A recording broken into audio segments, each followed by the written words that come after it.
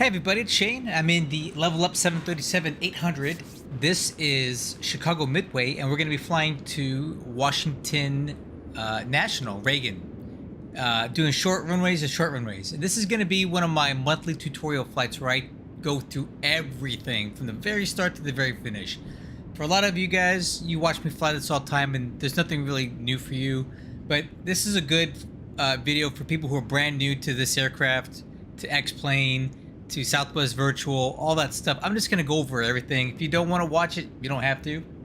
But if you want to learn something, maybe you're not familiar with how to operate this aircraft, or you're not familiar with smart cars, not smart cars, love cars, sim brief, flight planning, all that stuff, we're going to go over it. Hey, Nanny Ray, welcome aboard. All right, so we're going to start from the very beginning. We're sitting in a cold and dark aircraft, okay? So let's go ahead and, before we even do this, let's do the flight planning first, because I want to start from everything. So let's just assume that you're a Southwest Virtual Airlines pilot. You do have a login, right? And you have downloaded the Smart Cars app. Let me show you how I do my flight planning. So first, I decide where the heck do I want to fly out of and what do I want to go to. So I go up to timetable here, and in this case, I wanted to go from Chicago Midway to Washington National. And in this list here, it gives me all the different flight numbers that we can use for that. Now, you can substitute these aircraft as you want. Any of these 737 variants can be substituted in here to include the 727 for legacy stuff and the Dash 600. Today we're going to fly the 800, which is the 73H, because I want to, because I feel like it. Now, these departure times and arrival times can cause you problems unless you go up here to the settings and you need to, where's the button at?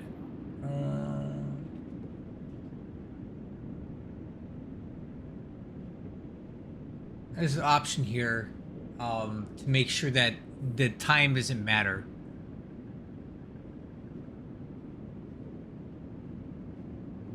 Oh, enable real-world schedule times. If you don't want to be constricted to that, uncheck this option here. All right, so let's just pick one of these flight numbers that makes sense. This is for a 737 MAX 8. I don't have that aircraft, so we're going to substitute 800 for this. So what I'm going to do here is I'm going to right-click on that and click Book.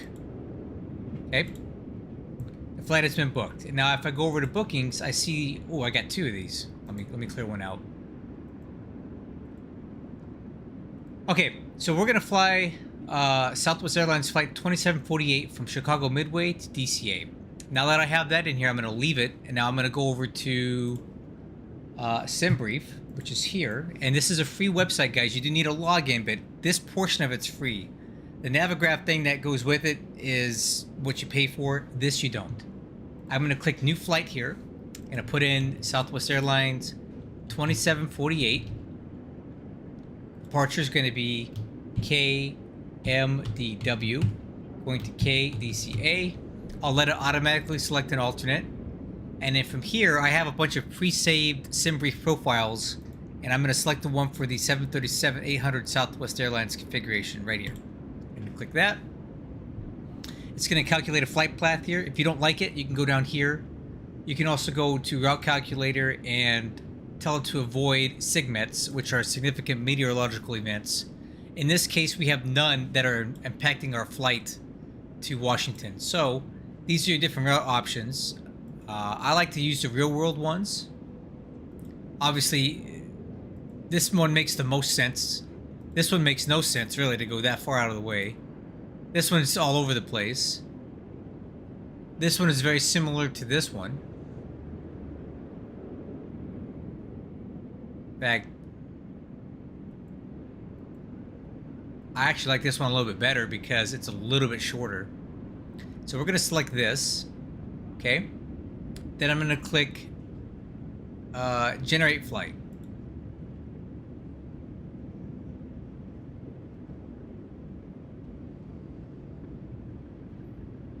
Okay, now our flight plan is generated. It's going to give us all this information, which we'll put into the FMC. Gives us a passenger count, how much fuel we need to take, and our routing.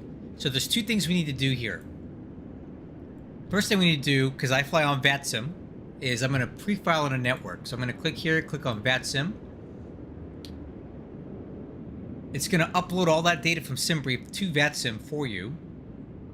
And I like to add this little detail in the remarks. And this is just for me.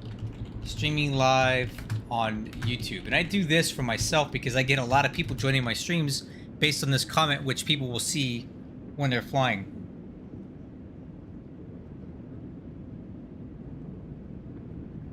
And I'll click File, Flight Plan. And there you go. That's in. Now, once that's done, I'm going to go ahead and close that out. And then there's one more thing we need to do here. And this is kind of particular to the Level Up 737 series. But since that's what we're flying, this is important. And I'll show you why. Flight Plan Downloads. So I'm going to click here. Scroll all the way down where it says Zibo Mod. Because the Level Up uses the Zibo mod. I'm going to click Download. Okay. What that does is it downloads our flight plan into a format that the Level Up aircraft can use for both performance data and routing and loading aircraft, loading passengers, fuel, everything. Okay. So I'm going to leave SimBrief open, but I'm going to minimize it for now. Now, a couple things we need to do is go back to my desktop. I'm going to open up X-Plane 12. And I'm going to open up my downloads folder, which is here. Looks like my son's been playing Roblox a lot lately. Talk to him about that. And then we're going to go over here to Output, FMS Plans. And if you see one in there, you can just delete it. Take this one and drop it in. This is our current one, right? That's done. Now inside the aircraft, we're ready to do our cold and dark setup. I use a plugin for X-Plane 12 called X Checklist. It's free to use. It's very simple. And I built this checklist myself. You can create your own checklist with it. If you would like this one, come over to my Discord server and I'll give you a copy of it. However, in the meantime, this is what I've got. I'm going to use this today to reference our entire flight. So we'll start from the very top. Electronic flight bag is on. And we're going to select ground service. Select GPU Connect. Set chocks already set. And select other ground services and doors as required. I'm going to leave that blank. Okay. Now I'm going to go over here to the landing gear lever. Because the way my computer does this is when I plug in my Bravo throttle, it puts it into the off position. So I'm going to manually put this down. Okay, parking brake, I'm going to go ahead and release it. Battery power is going to come on right here. Okay, ground power on. Okay, cockpit lighting set as desired. So there's 4 places I'm going to do that. I'm going to do it here. All the way down on the pedestal down here. And I like to go about the midway setting. Then on both pilot stations, we're going to go main panel to mid setting. Main panel mid setting. Okay. Cockpit lights are set as desired. Now the lights test, I'm going to click that to test. And I'm going to check all the lights in the cockpit to make sure everything's working. Okay. To the center. All the lights are on. And down to the center pedestal. All the lights are on. Then you set it to bright or dim as required. Okay. And now we're going to do the Mach airspeed warning test up here. Press this. And we'll test system 2. Now, the stall warning test is interesting. It takes 4 minutes from the time you power on the aircraft for this to start working. So if I click it now, you'll notice nothing happens. We're going to come back to this in a few minutes and test it. Okay. IRS switches, we're going to set to nav on left and right. Over to window heat, I'm going to turn all these to on. Probe heat, on. Emergency light switch, arm. Seatbelt signs, to on. Alright, logo lights are on. Position lights, steady, lower setting. Okay, wing lights, wheel well lights, I'm going to save that for another time. I don't need them at this time. JetWay system test. I'm going to press this button here and let this run. Glide slope. Pull up. And while that's happening, we're going to do our Wind fire shear. overheat test Wind shear. right here. Wind shear. Terrain. Terrain. Make sure all these lights come on. Obstacle. Obstacle. Pull up. Cargo fire OB Airspeed test. low.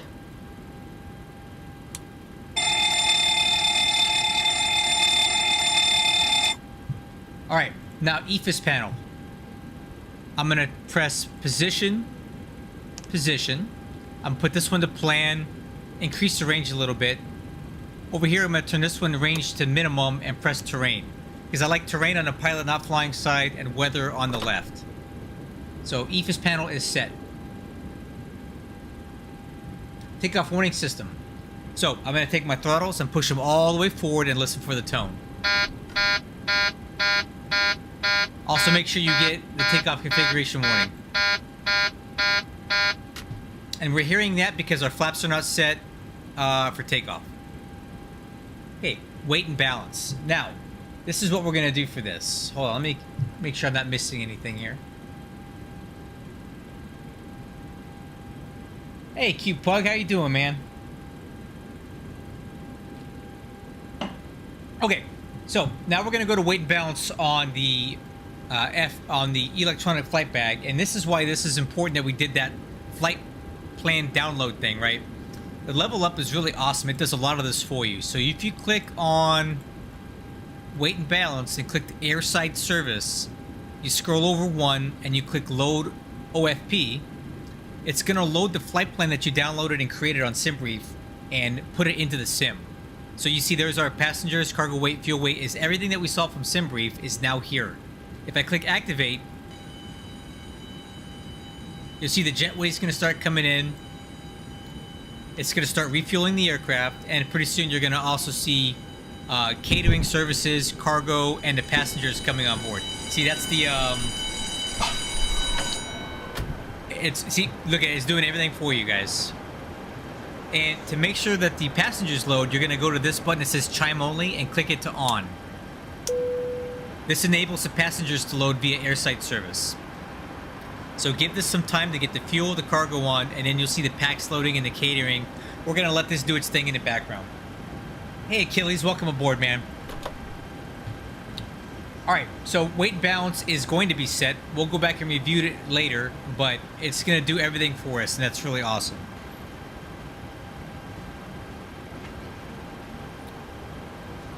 Hey Tweedle, thanks a lot, man.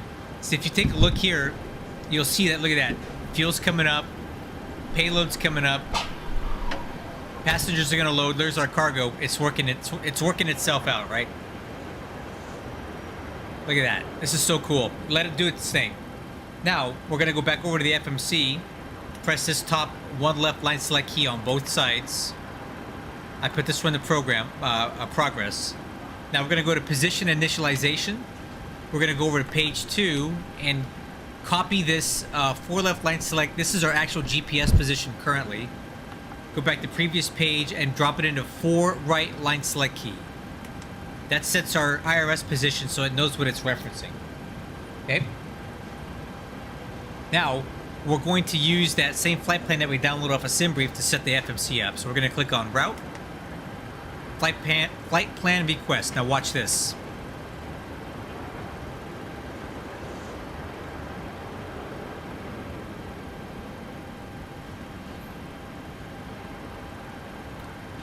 So it takes a few seconds and it says route uplink ready. Now you're gonna click load. Watch this. Boom. Loads it up for you. Isn't that great? Now you can do this manually if you want, but why? If you have this system that will do it for you. And that's why it's so important for you to download your flight plan off of SimBrief and put it into X-Plane 12. So we're gonna click clear, clear. Now I'm gonna click on legs. And I'm going to make sure all this is set up correctly. But before we do that, there's something else we need to do. Now, this is an optional thing for you guys because not everybody has this, but I do. So this is Navigraph. This is a paid subscription service that I have. I pay about $80 a year for this. It's worth it. If you divide that by 12, you're paying a few bucks a month. So this interfaces with SimBrief and your flight sim. So I'm going to go up here and click Unload. Import flight from SimBrief, and look at that, MDW to DCA. Click that button, watch this. Boom. There's our flight plan. So basically, what we're going to do here is we're going to check to make sure everything makes sense. Now, you'll notice on X-Plane, we don't have a departure here, and that's a little suspect, right? There are some options for us. Let's go see what those are. So we want to use what makes sense for us for our runway that we're going to use today. So let's go back over to Navigraph and review this. It's recommending departure on runway 22 left because the wind is 260 at 9. So we're using runway 22 left today. So let's see what departures make sense for us. And right now, it looks like the Midway 8 is the one that makes the most sense. So let's load that in, add it to the route. Okay. All right. Now I'm going to go back over to X-Plane and I'm going to select 22 left, which is already in, and I'm going to select the Midway 8 departure. All right. No transition.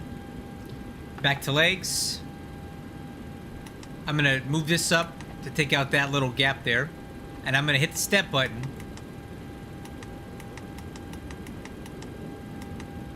And see how this is looking. And we're going to get most of the way there. But as you see here, we're missing some stuff. Always, right? So what's happening here is it's loaded up our flight plan up to basically part of the way in. Because it doesn't know what runway we want yet. So we're looking here. It looks like they're using runway 1 and 33 for arrival into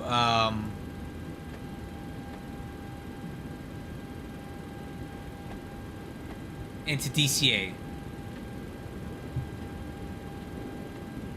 Let's take a look at that. So 1 or 3-3. We don't want to use 3-3 because that thing is just way too short for us. So we're going to use runway 1. So I'm going to go in here and see what approaches make sense for runway 1. And quite honestly, I think the RNAV runway 1 is going to be just fine for us. So I'll click this from irons. Okay. Add that to the route.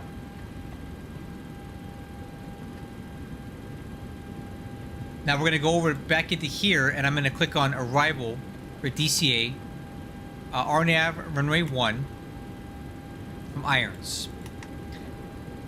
Okay, now let's go back to legs and make sure this all makes sense still. And we're going to watch this on the plan mode here. So hit the step button and scroll through these waypoints to make sure you have no discontinuities or points that are hanging out in outer space that make no sense, right? Okay. And right here, I can already see we're going to have an issue at Haru. Because if we were to fly straight to irons, that's a very sharp turn to try to come back around to land on runway 1. But it's okay because it shows vectors here. So what we're going to expect after Haru, or Hero, I guess it's not Haru, it's Hero. Duh. We're going to have to fly some manual vectors if we don't have ATC on to line us up for a nice entry onto irons. But that's fine for now because that's why it says vectors here. So let's keep going. So the RNAV is in there all the way to the runway, and now it also includes the missed approach procedure. And that's in there. That looks good. I'm happy with this flight plan, so I'm going to click Route, Activate, Execute. Now it just turned magenta, right? Boom.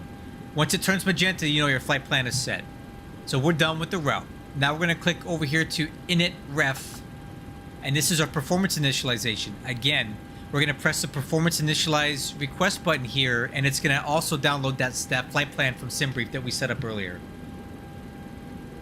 Hi, Skystream Aviation, welcome aboard. All right, performance initialization uplink ready. So now I'm going to click load and watch this. Boom. It just set that up for us. And the only thing we need to fill in are the reserves. I'm going to go over to Navigraph, click on my SimBrief OFP, which is my flight plan, right? And it's going to show me our final reserve here is 2,500 pounds. So that's what I'm going to use for that reserve button. And when I put in 2.5, it's going to help us advance to the next page. And we're going to click execute. So 2.5, when we get, that is like our absolute emergency. Like if we bust that, we need to call ATC and we'll tell them we're minimum fuel. And I put this number in here, and what happens is when we get to that point, or the computer estimates we're going to get to that point, we're going to get a chime that says using reserve fuel. And that's our signal to say, hey, we're done. We're not going to hold anymore. We're not going to try to keep shooting approaches. We got to land right now because we don't have the fuel to be screwing around. So that's in there, okay? Now we're going to go to N1 limit. Now, this is you got two options here for this. You can use Love Cars and go over to it's got a performance calculator, which I'll show you later because I don't really want to do this yet. I prefer SimBrief Performance Calculator. I find that it works better. So this is why I left the page open earlier. I go over here to Takeoff Performance, and this is already referencing our flight. I leave this all alone, and I turn this to disabled, and I'm going to press this calculate button. So out of a runway 22 left at midway with the current weather that we have, it wants us to use flaps 5, a takeoff with no D-rate, select temperature of 32. Okay, that's going to give us the performance we need to get off this short runway. So what I'm going to do is I'm going to move this over to my other screen. I'm going to go over here and type in 32, and I'm going to leave it on TO, not TO1 or 2. We're not derating this takeoff substantially. As you can see, we're redlining this. We're using almost maximum power for takeoff. So this should be a really fun takeoff, guys. All right. So we got our thrust reference set, takeoff and climb. We're going to click on takeoff. And I'm going to put it in the recommended flap setting that SimBrief told me, which is flaps 5. I'm going to click this button, and it's going to grab our takeoff CG. And now you have these reference takeoff speeds. You can use these, or you can use these. And you'll notice that they're really close. 138, 140, 149, 137, 139, 148. I'm just going to use these because they're within 1 knot of what SimBrief is telling me. If there's a big discrepancy between the two, one of two things has happened. You did not set up your flight plan correctly. You didn't do your performance initialization correctly. Because I find that SimBrief and the Level Up FMC are really close. Now, if there is a discrepancy, use the more conservative of the two. When I say more conservative, that means you're going to use the lowest V1, the highest VR, and the highest V2, because we want the lowest takeoff speed reject the takeoff speed, right? Because that gives us the most margin. The higher this number is, the harder it's going to be to slow down. The higher the rotation speed, the less chance you have of a tail strike, and the higher the V2 speed, the higher airspeed you have to fly if you have an engine out. So use the lowest V1 and the highest VR and V2 if there is a major discrepancy. If it's 1 knot off, you're not going to notice that when you're flying. Okay, so at this point, our FMC is fully set. We're done with all the programming. All right, let's move on to the final cockpit preparation checklist. And sometimes I get this white thing here. I just go up here to translucent window, click save. All right, so final cockpit preparation checklist. Okay, let's run that now. Okay, fuel quantity, check and confirm. So we wanted 16.8. There we go. We got 16.8. So we loaded the fuel properly. Flight altitude is flight level 370. So we're going to set this to 370, and we're going to add an extra 1,000 feet just to make sure that the pressurization system has the margin that it needs to operate correctly. But if you did set it to 370, we should work fine. I set it flight level +1. FMC, check and confirm. So we did set up the FMC. It is checked and confirmed. I'm going to put legs on the left side. This is the pilot side. I'm going to put takeoff performance on the right. Okay. Flight directors on left and right. Auto throttle on. MCP airspeed we're going to set to V2, which in our case is going to be 148. Okay. MCP heading. Now, before we get too far into this, we should probably log into VATSIM now. So let's do that. So I have XPilot, which is the client that we use in X-Plane for that. I'm going to go up here, type in my flight number, and it needs to match the one you filed in your flight plan, right? And then I'm going to click connect to flight. All right, cool. So you notice how we put in our flight plan in the VATSIM a while ago? Well, we have ATC on right now, quite a bit of it. We got Midway Towers online. And he's given us a PDC, which is basically our IFR flight plan. Okay.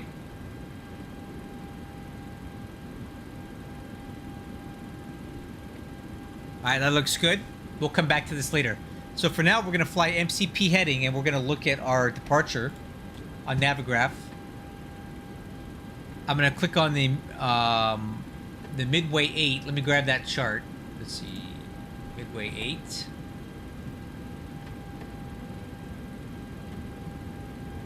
All right, so it says here, all aircraft climb on assigned heading for radar vectors to filed assigned route as or depicted fix. Maintain 3000. Expect filed altitude 10 minutes after departure. So we haven't been given a takeoff heading yet. So what I do when I don't have that is I set the runway heading for now. In which case it's going to be 227 degrees. So let's go over here and put that in for now. 227. And then if they give us an updated heading to fly for takeoff, we'll update it then. Okay. MCP altitude is set for the initial altitude. And where do I get that from? I'm going to get that from my IFR clearance, which says maintain 3,000 feet. So that is our initial cleared altitude. Altimeters. All right. Let's go ahead and set our altimeters.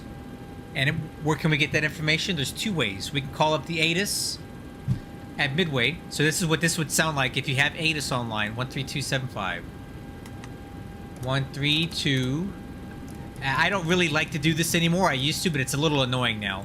Notices to air missions, runway 31 center, rename to runway 31 right, runway 13 center, rename to runway 13 left. Aircraft should operate mode C on. Okay. No.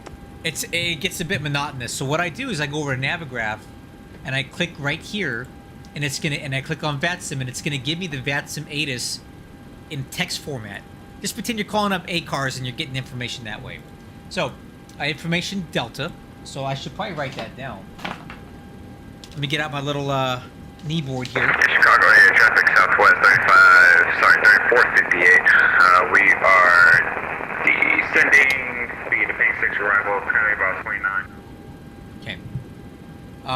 So I'm gonna grab the ATIS. I'm gonna write it down on my little knee board here.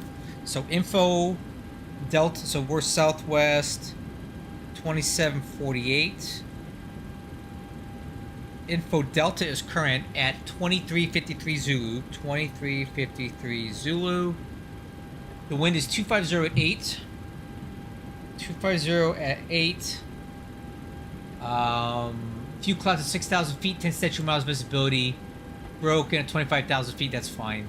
Temperature 23, altimeter 3013. We are departing 22 left and right and landing on 22 left using the RNAV approaches. Okay, so that's fine. So let's set the altimeter now to 3013. Okay, auto brakes. We're gonna set that to RTO. Radios set for departure. So what I'm gonna do here is I'm gonna put in the Midway Tower, which is 135.2. 135.2. Okay, that's who we're going to talk to for push start, taxi, and takeoff. And Unicom on the right. And I have the radios turned all the way down right now because I don't need to hear that. I don't need to talk to this guy yet. Okay? Nav, set as desired. So, if you have any VORs you want to put in, anything like that, now's a good time to do it. I don't really have any navigation aids that I need to do. So I'm going to leave the navigation alone. I don't really need any in for what we're doing. Let me just uncage my standby ADI here, also known as a SADI. Okay, TCAS, enter assigned squawk code. So that's good. We're going to get that from our IFR clearance that we got from our PDC, in which case our squawk code is 7271. So let's put that in right here. 7271. Okay. Taxi takeoff departure brief. All right. Here's your brief. We are currently at Concourse B at Midway. We're going to push start onto taxiway Yankee. We're going to have to call request permission to do that because that is otherwise going to interfere with other traffic if they were to taxi. So if you're going to push onto the ramp, you don't need to really call tower. If you're going to push onto an active taxiway, you need to request permission to do that because now you're going to block it. Okay, we're going to taxi down Yankee. We're going to cross 31 left and right. And we're going to take it all the way down to Yankee 1. And we're going to... Oh, wait a minute. Hold on. We're using 2-2 left. Guys, I'm sorry. I'm so used to using 4 right. We're actually using 2-2 left. So we're going to push... Let me rephrase that. We're going to push the tail facing southwest onto Yankee. We're going to have a very short taxi over to Yankee 7 and departing on 2-2 left via the Midway 8 departure. Yeah, I'm sorry. I was thinking of 4 right. It's 2-2 left. Okay. Again, top altitude 3,000 feet. And we need to complete our initially assigned turn within 4 nautical miles of Midway. So after we take off, we have 4 miles to make our turn on the heading that we were assigned. And our transition is going to be a Lukey, whatever that is, Lukey. Okay? Very simple. So at the takeoff, fly the heading that we were assigned, and then we'll be given a direct to Lukey, and then on course. And we will have some ATC from Indy and Cleveland Center. Cool. That is your taxi takeoff and departure brief. All right. V4 start pushback checklist. All right, guys, we're getting ready to go here. Let me start strapping up. We're about ready to fly. Okay. V4 start pushback checklist. This is where it's going to go a little faster now. Okay, lower MFD. We're going to make sure it's on engine. There it is. APU, we're going to start it up right now. And we're going to go on, start, back to on. We're going to wait for the EGT to increase. And while we do that, I'm going to go ahead and set up my desk, get my throttle and my yoke and all that stuff ready to go. So give me one moment while we get the AP fired up. And we're looking for the APU generators to come online. That's how we know we're ready to go. Give me a second to get all this set up.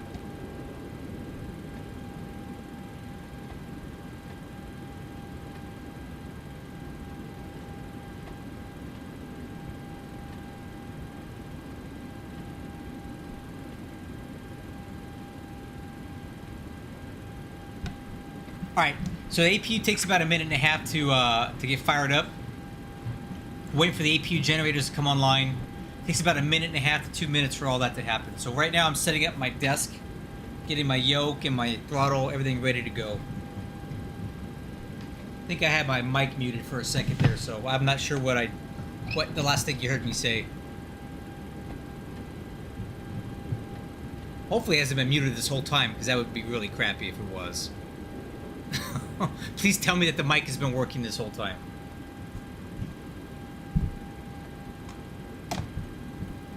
Please tell me that.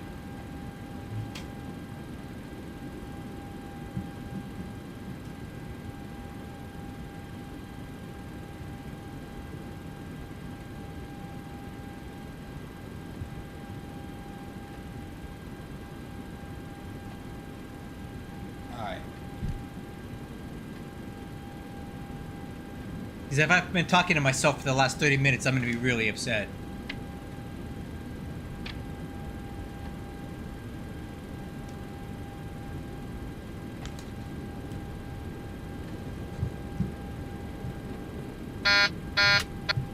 Okay, I think we're set. All right, cool.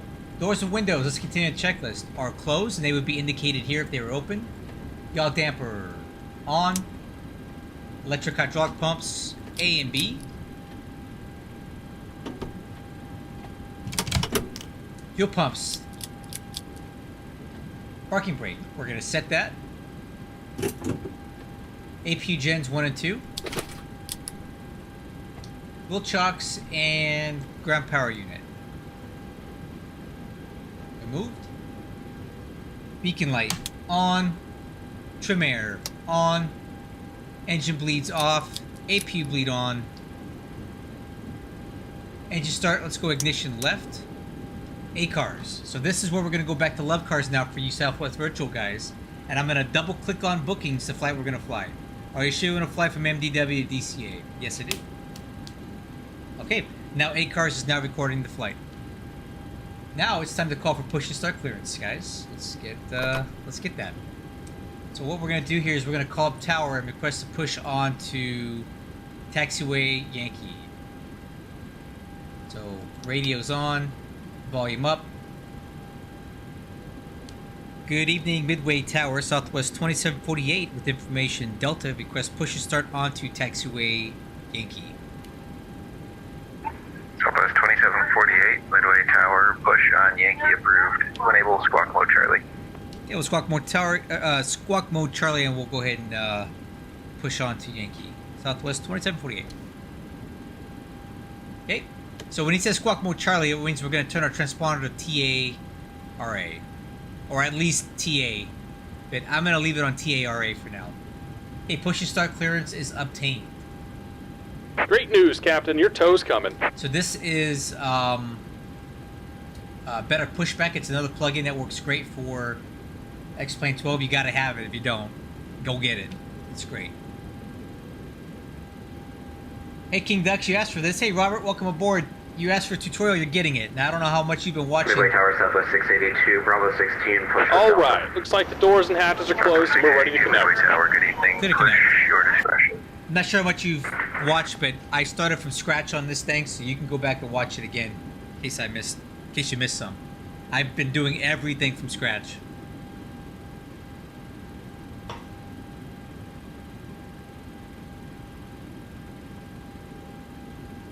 Alright, Samantha, you scared me there. I thought I was talking with my mic muted this whole time.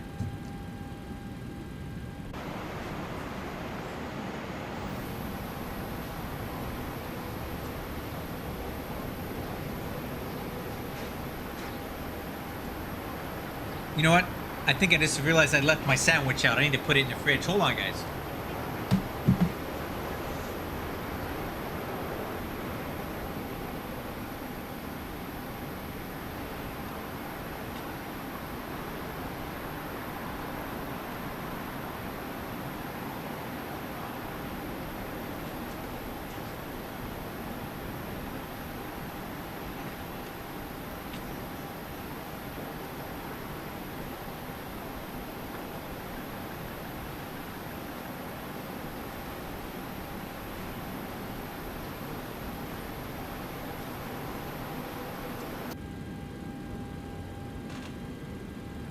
Oh, awesome, King.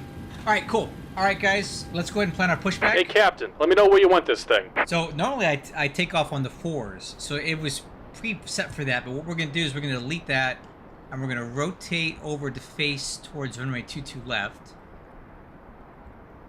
Welcome aboard, Captain. Tow's connected, bypass pins inserted. Go ahead and kill the parking brake when you're ready to go. All right, crew, we're ready to go.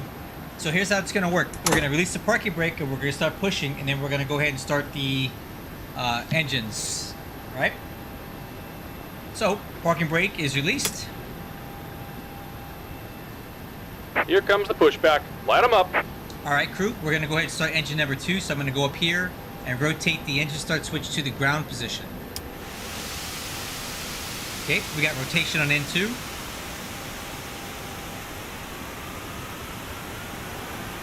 I'm waiting for positive oil pressure before I introduce any fuel.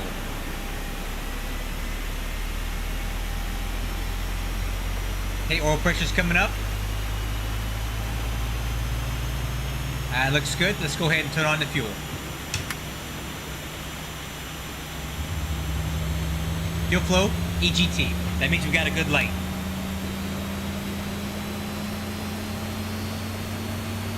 Keep your finger on the fuel cutoff switch just in case you got to shut off if you have a hot start or engine fire or something like that. Southwest 3458, turn left enable, join Yankee, Okay. safe parking. Good start on engine number 2, starting 1. Okay. Left enable, Rotation in 2. and join Yankee, we're looking at Bravo 9, Southwest 3458. Wait for oil pressure. Southwest 3458, gate Bravo 9, taxi via Yankee, Kilo, Papa, hold short of Tango. Okay, oil pressure's good. Runway 31 left, Fuel on. right. Fuel flow, Yankee, Kilo. EGT. Now we're looking for the oil pressure light to go out. There you go, oil pressure light's out. Yankee, Kilo, Papa, and then you said hold short runway 31 right at Kilo. Okay, Southwest 3458. this will kick off at Cross 55% runway 31 N2. left and runway 31 right. Hold short Okay, of taxiway Tango. we got a good start on engine number 1 and 2. Yankee, Kilo, we'll cross Back to runway start 31 right checklist. and 31 left, and then hold Engine short and of wing anti-ice is Tango. not required. Engine bleeds 3458. left and right on. Gateway Tower, If Southwest you 682, leave taxi. packs left and right on. Isolation valve, it says off here, but it Southwest auto's fine. 682, runway 22 Okay, left. isolation valve, auto, Tango Yankee. into generator Runway 1 33 left and via, 2. correction, runway 22 If left you via Tango off. Yankee, Southwest 682. Okay, now it says check for ground signal, but we'll come back to that. Flaps is set for takeoff, so they're gonna be flaps 5. Stab trim set for takeoff, 5.5 units. Right there. Takeoff data, let's confirm it. V1 137, rotate 139. Just about done here. Go ahead and set your parking brake. V2 148, parking brake. And we're disconnecting the tow. Set. Give me just a moment. Takeoff thrust setting, 98.5 N1. Transponder is already on TARA. Now, real quick, I realized that I forgot to come back and do the stall warning test. This is what it's going to look like when you do it. Pretty cool, huh? That's your stick shaker. I forgot to go back to it earlier. Just wanted to show you what it looks like. Okay, taxi light. Sure. And then we're going to go ahead and turn on the wheel well and the wing lights as well. Lower MFD, we're going to set it to system. Southwest 3458, continue via Papa Yankee. Continue via Papa Yankee, Southwest 3458. Okay, wait for the tug. And we're disconnected. Signal and pin on the right. Take it easy and have a safe flight. All right, see you later.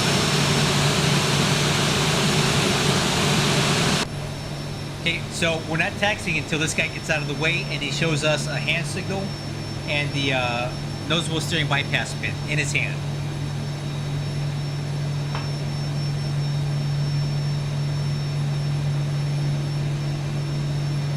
Alright, we're good.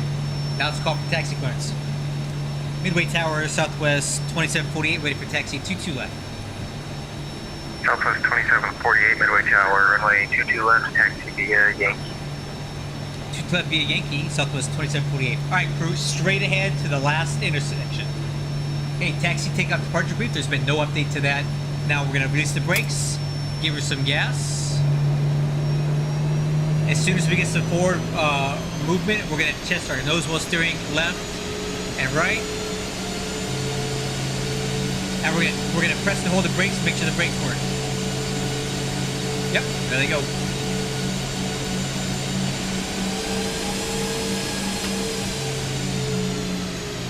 Alright, now we're gonna do a flight controls check. Ailerons left. Ailerons right. Elevator up. Elevator down. Rudder left. Rudder right.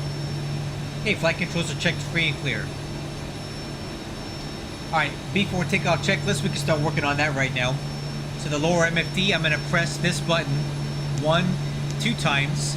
We're going to turn this display off and move it all up to here. So basically, all the important stuff here moves up to the center ICAS so we don't have to look down like that. VNAV, we're going to arm that. And then we're going to click heading select for our lateral navigation because we're going to have to get radar vectors or vector ourselves over to the initial to our transition.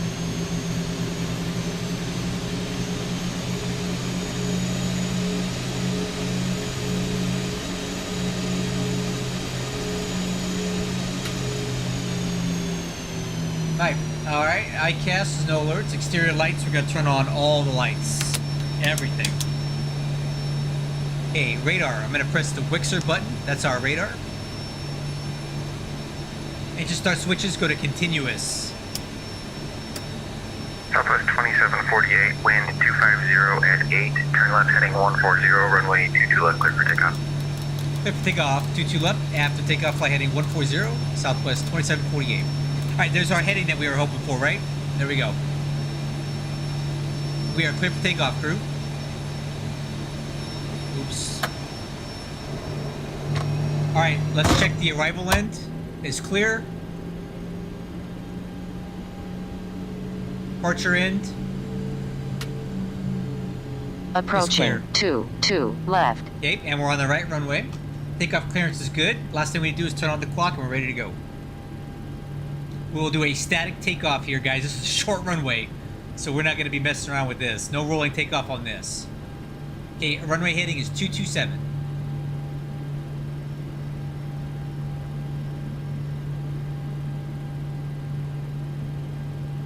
On runway 22 left. Perfect. Okay, and we're going to hold the brakes. Now we're going to start the clock. Put this down here for now. All right, here we go. I'm holding the brakes, guys. I want maximum performance. So we're going to run our throttles up to about 40% and 1. Make sure the engine parameters stabilize.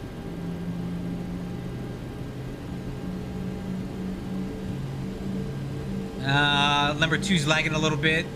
All right, there we go. I'm going to press the toga switch and we're going to go max power. You guys ready? Let's do it.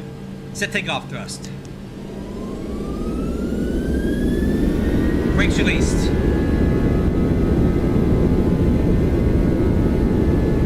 Southwest 682, runway 22 left, line up away. Thrust set. Line up away, runway 22 left, Southwest 682. Airspeed's alive. 80 knots. Throttle hold.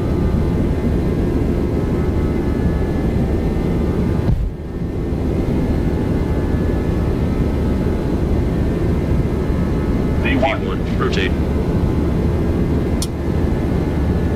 Positive rate. Gear up.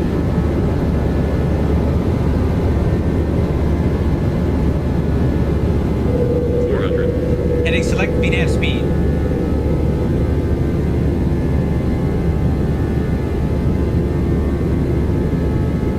Southwest 682, wind 250 at 8 runway, turn left heading 140, runway 22 left, clear for takeoff.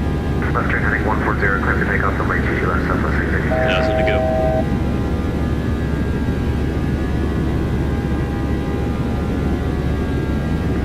Southwest 2748, departure is offline, frequency change approved, see ya. Okay, over to Unicom 228 UPS. Oh, correction. Southwest 2748, so long.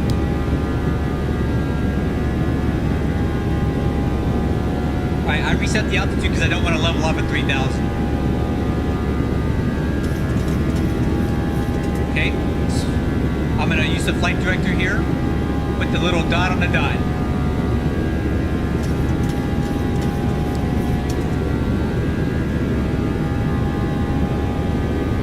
Okay, speed checks, flaps 1.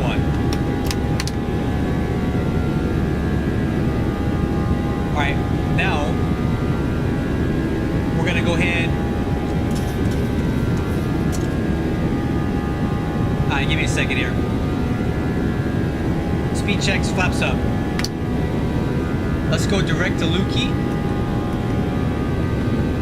And let's go LNAV.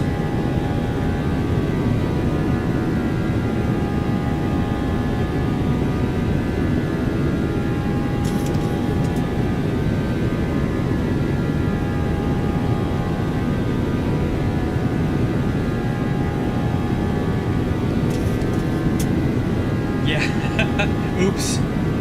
Southwest 682, departure is offline, frequency change approved, see ya. Frequency change approved, Southwest 682, see ya.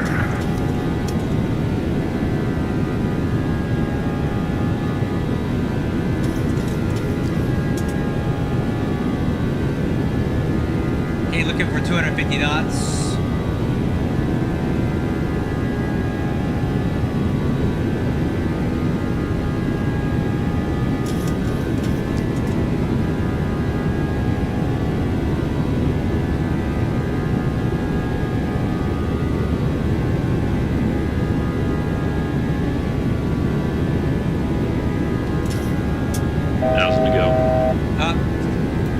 Tell you what, we're gonna set up to our cruise altitude now.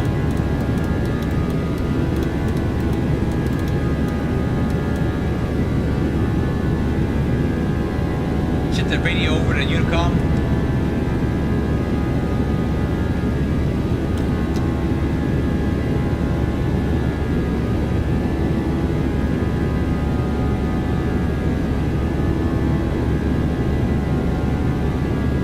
Man, this thing flies so nice with the autopilot off.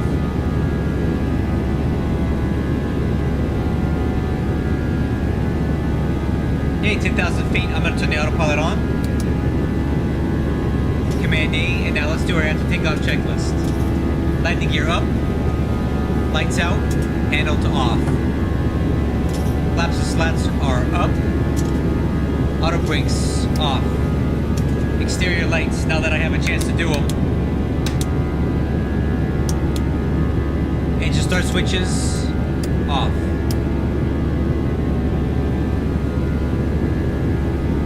There you go.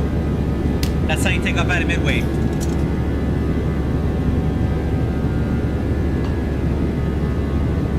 Now we're just holding for altimeters.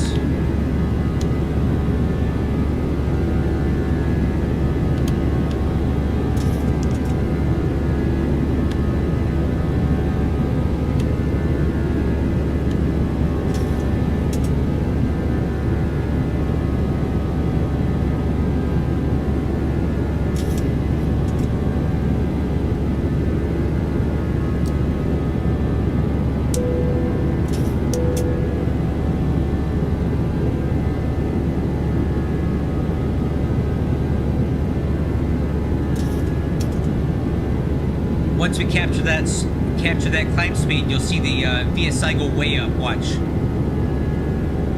Your pitch bar is going to go up on your flight director, and now look at that shoot up. Because we're going to use pitch to maintain that airspeed with the constant thrust setting. Look at that.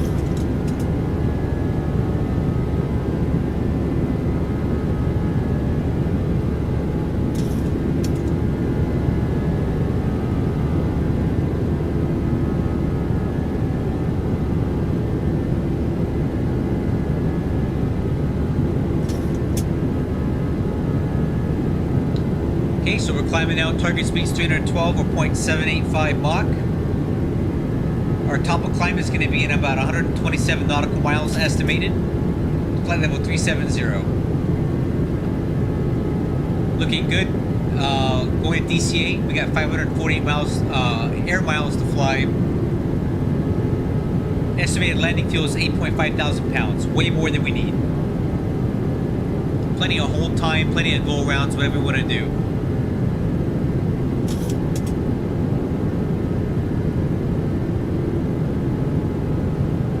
You know what, guys? Just to add a little more spice to this, we might do a go around at DCA just to kind of practice it. Depending on how much traffic there is there. If there's ATC on, if there's a lot of people, I may not, but we might actually do a go around just to practice it because I like to do them at least once a month, and they're pretty fun in the 737. Just don't tell the boss we're doing it, okay? Alright, here's our progress. So at some point we're going to talk to Cleveland Center. I'm going to go ahead and preload that frequency 119.875. Oh, altimeters. Click standard. And then we're going to cross check at flight level 190 for RVism.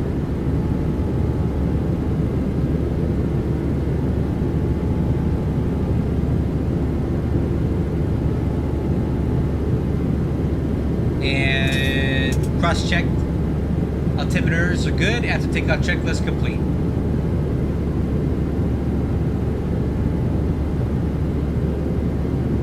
Alright, let's go ahead and preload that next frequency so we don't have to fumble around with it later. 119.875.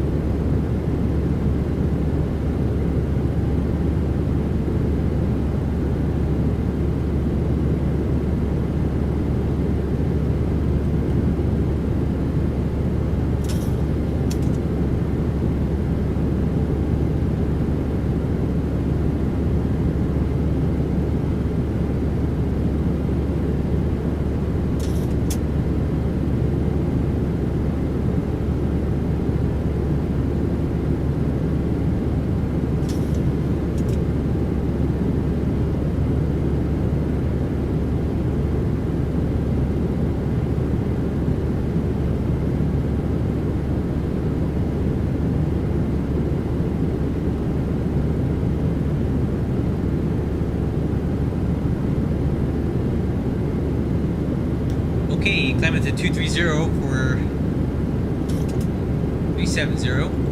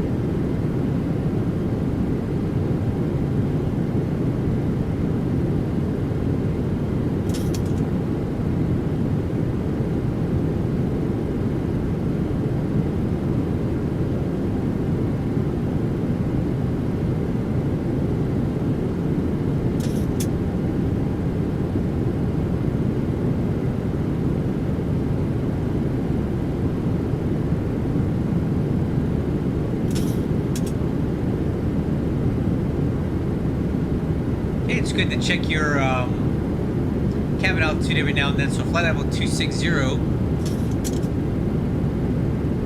we should be at about 5,000 feet cabin altitude, and we're right on schedule.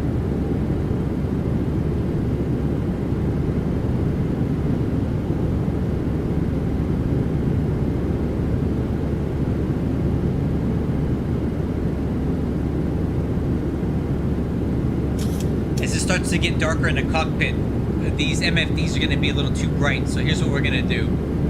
We're going to go and turn the brightness down on them so we don't mess up our night vision. Turn these down.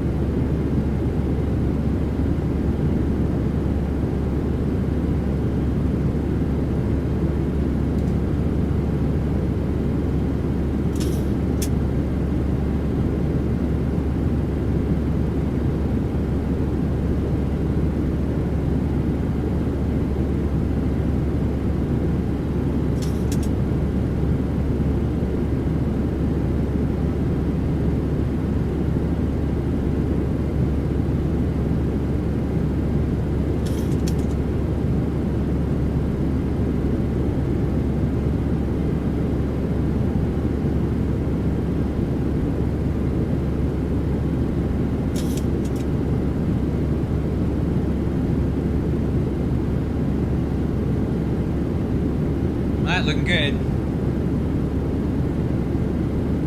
Okay, flight level 300, 7,000 to go.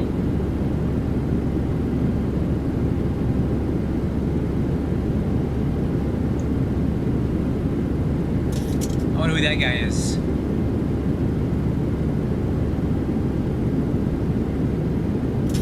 Oh, it's this guy.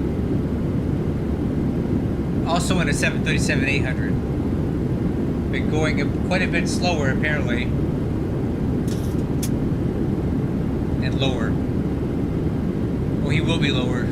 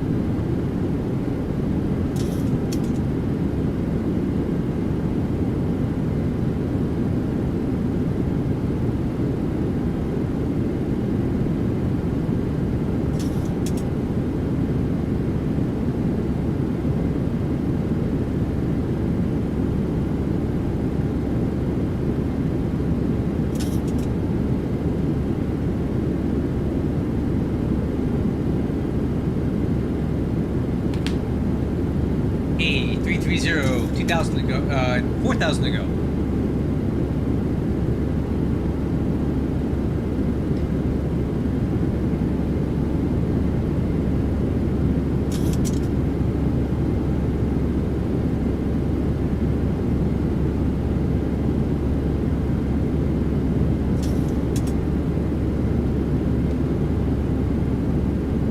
So earlier I was telling you guys about this Love Car's performance, right? Request takeoff data.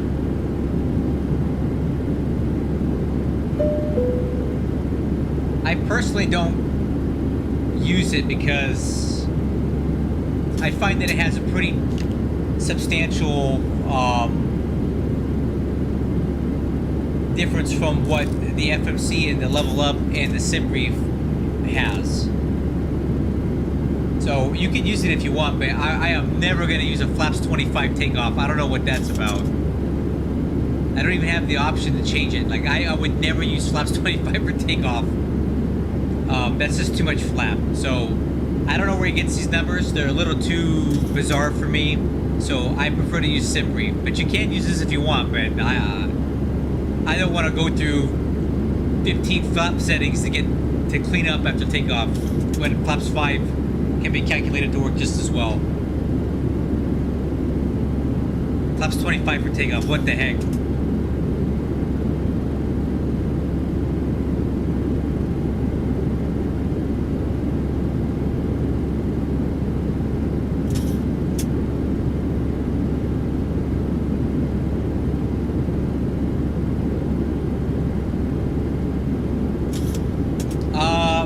Achilles, you can turn on random failures, and that's going to be, you can have failures driven through X-Plane, which I don't use, or you can go into Realism, I think. Max random failures. So yes, they can be random, but I don't typically use them too much.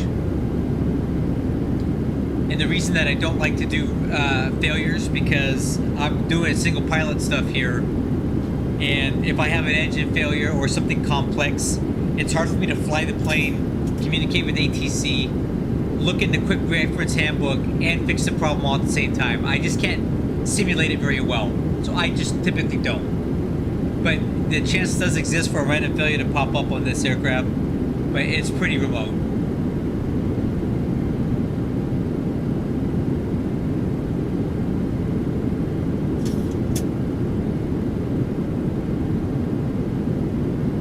Hey, 1,000 to go.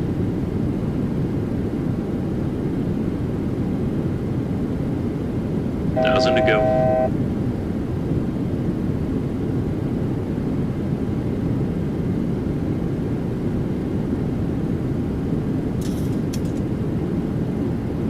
Let's get a fuel check set up here. So I'm gonna go to my flight plan, and we're gonna look up the O10's fix. So we should have 12,000 pounds of fuel as we cross this fix.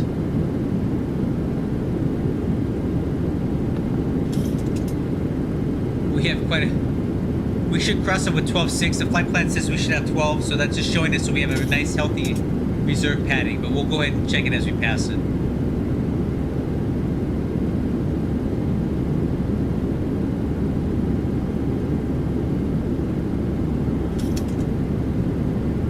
It does exist. Yes, the possibility for failures does exist. Okay, FMC speed, VNAV path. Hey, we'll start leveling off. And there's Cleveland Center. They want to talk to us now.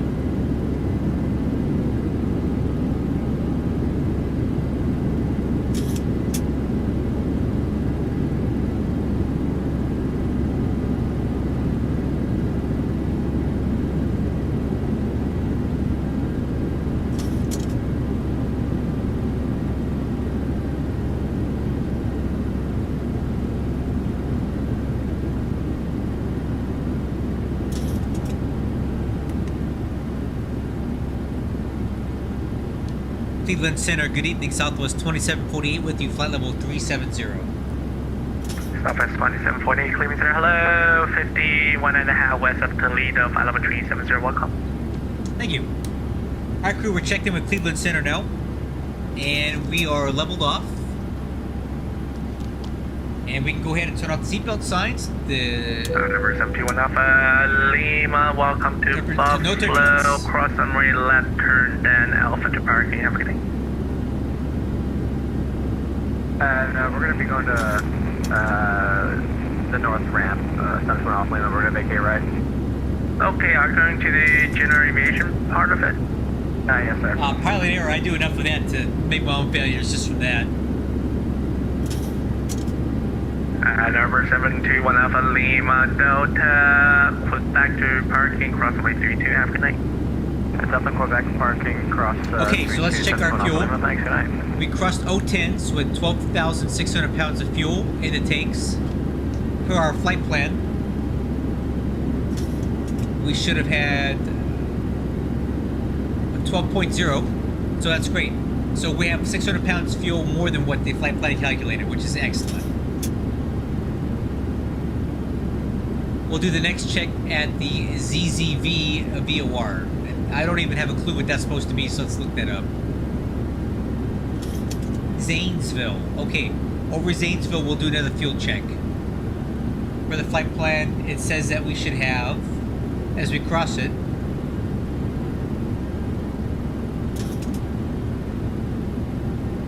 uh, 10,100 pounds of fuel. The FMC is calculating that we'll cross it with 10,900 pounds, but we'll confirm it after we overfly it. So fuel will not be an issue for this flight, at least for now.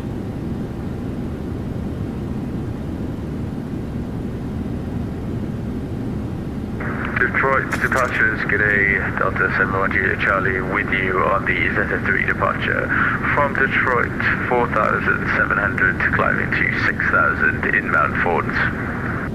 Delta 71 Juliet, Delta 71 Juliet Charlie, claiming center radar contact, climb, maintain flight level 3. Actually, climb, maintain flight level 310 for direction flight, delete speed restriction.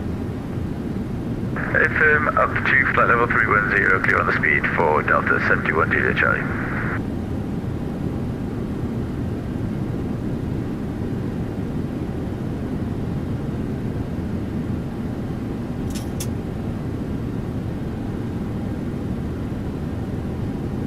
Alright crew, so we're cruising now. Hopefully you all got something out of that tutorial. We went through a lot of stuff.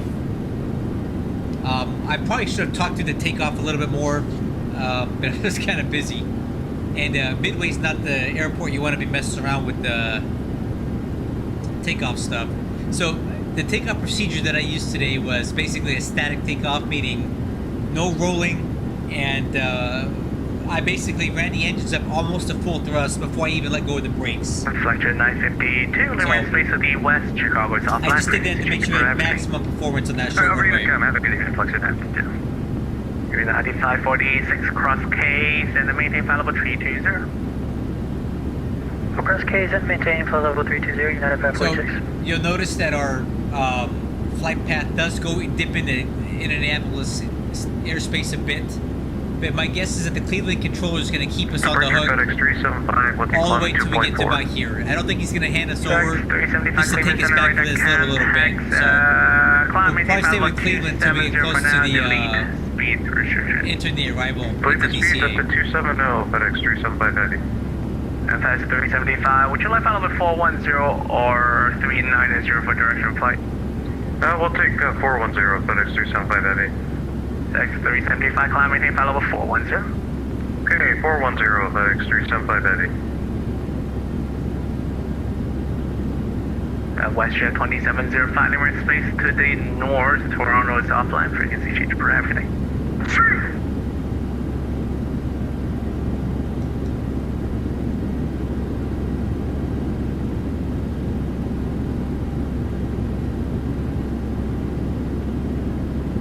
Well, I got a few minutes here.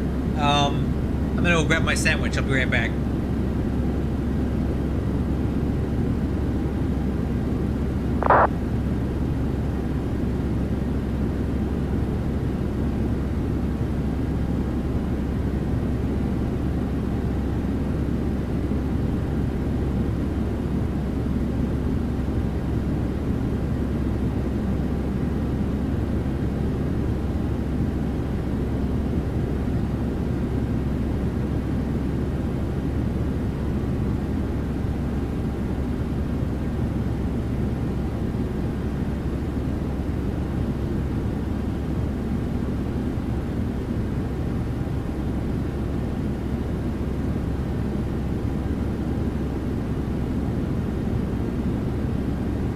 District 3052, good news to you. Contact Montreal Center 128.77. Have a good day.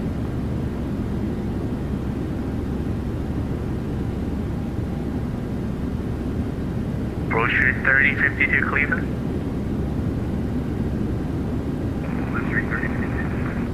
3052, contact Montreal Center 128.77. Have a good day. 3.77.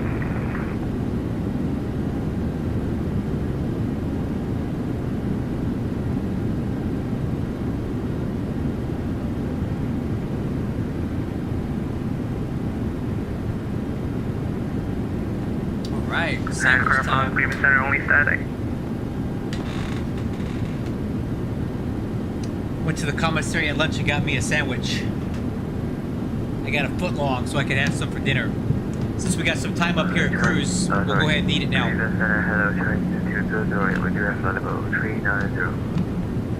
China Eastern 2008 Cleveland Center, hello.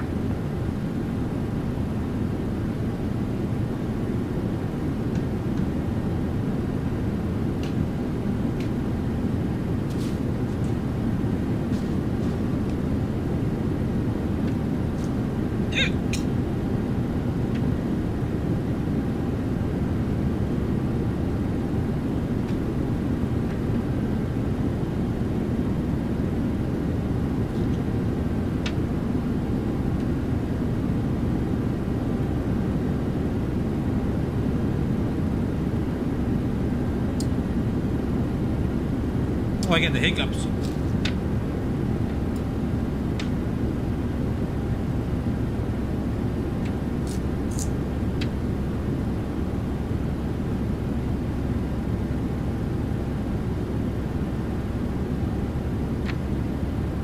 Center, Skyline 232.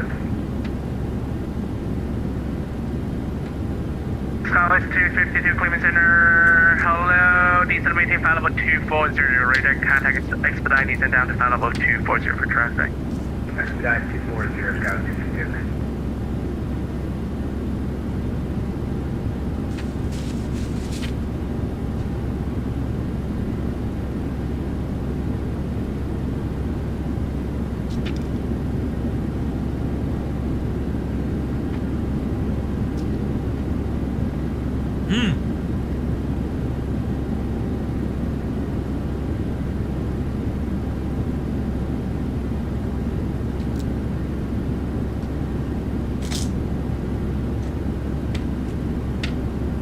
Not bad.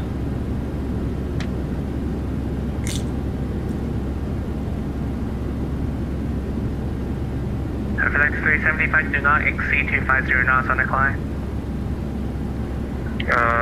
Okay, FedEx 375 Heavy. I thought you said no speeds, sorry. No, you're fine. You're catching the guy in front of you, so I have to have some speed restriction.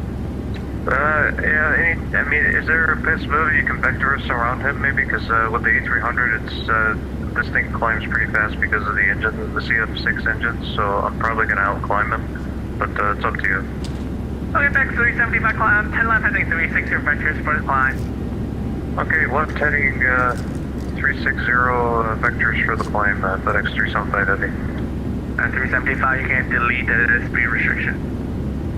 Okay, delete the speeds at FedEx 375 Heavy. If you're on the day, choose at 216, here, on the 8, it's Modular in Cambodia.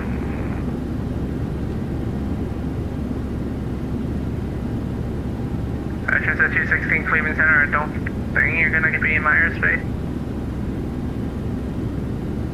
Let me check, see if that's going to go to the one.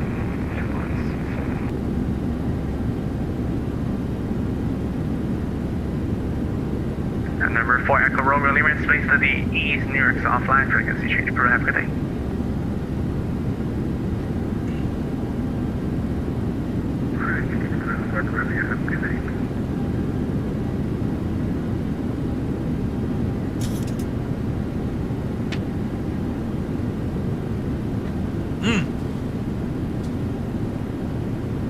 Good sandwich. And I will be in your airspace 12 ticks for that's 216.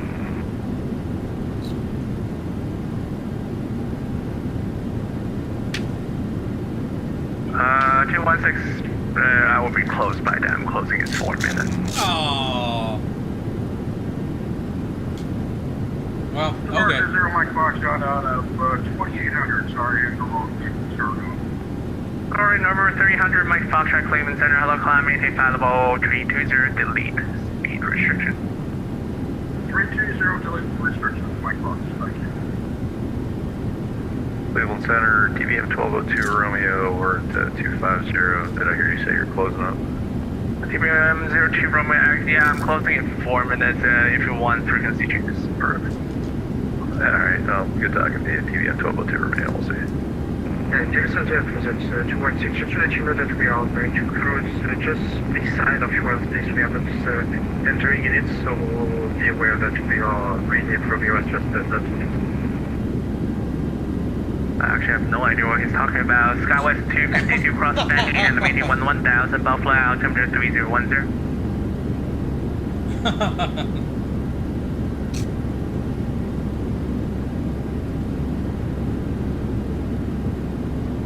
Southwest 2748, contact in the center 128.22, good day.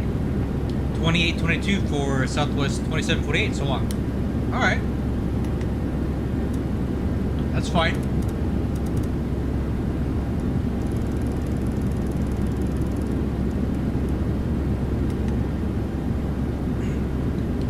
Indy Center, good evening, Southwest 2748 with you, flight level 370. Southwest 2748, Indy Center, welcome.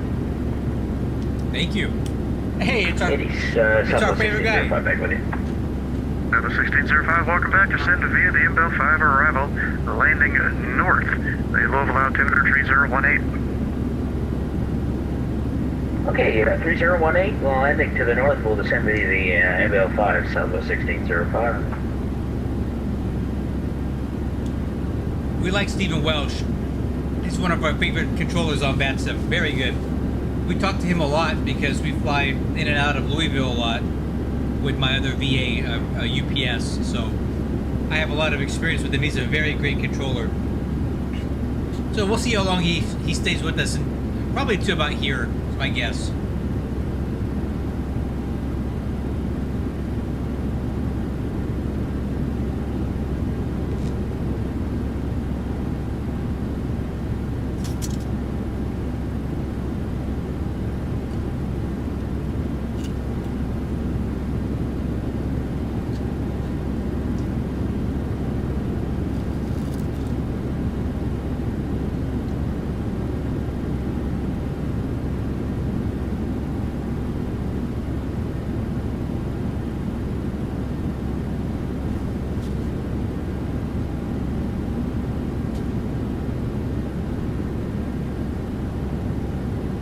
I saw some pretty cool stuff today on my Discord server.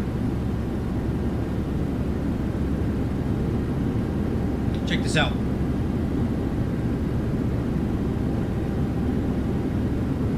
Oh, that's cool. I saw an update. Looks like Flight Factor is doing the cargo bay of the 777F. This is the aircraft that's going to make me buy the 777 for X-Plane. Because I have no interest in flying packs.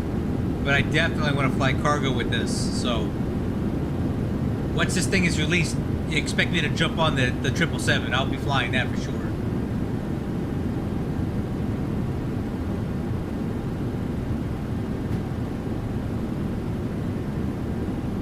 Southwest 1605, contact Louisville approach 132.07. 13207, Southwest 1605, good night.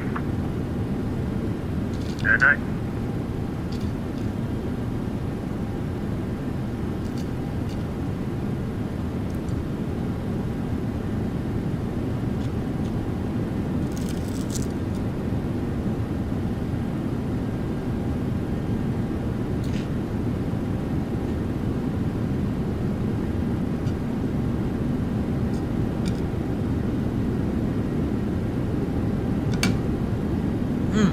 That was really good.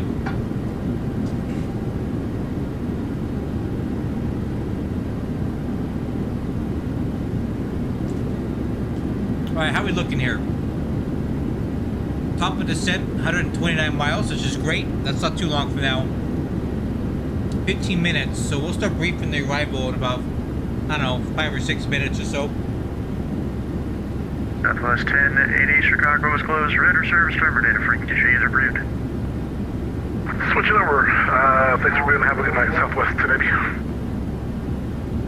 Streaming, Twitch, let's see what this guy's streaming. Twitch TV, STW22.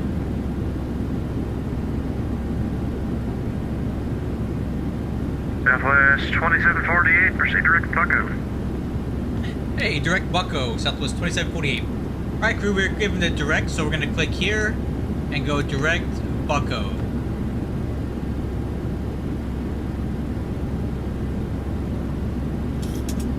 Hey, there's our guy. So this is Mr. Welsh here. He has a Twitch channel, so if you're interested on what it's like to be a VATSIM air traffic controller, this guy is one of the absolute best. So check out his channel. It's twitch.tv/STW222.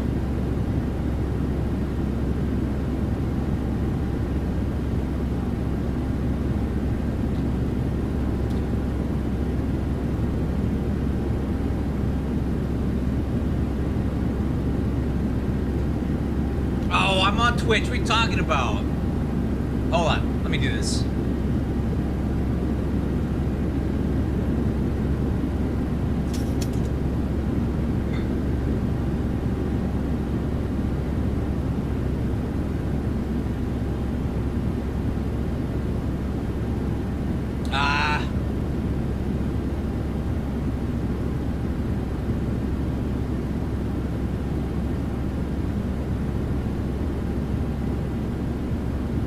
Hold on.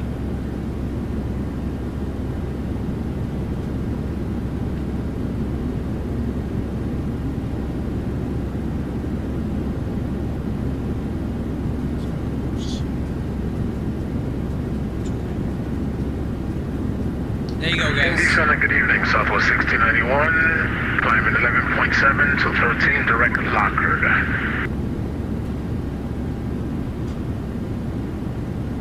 Oh, there you go. Here's his channel. Check him out, guys. He's on an ad break at the moment, but that is. Southwest 1691 in the center. Climb and maintain level 350. 350, Southwest 1691.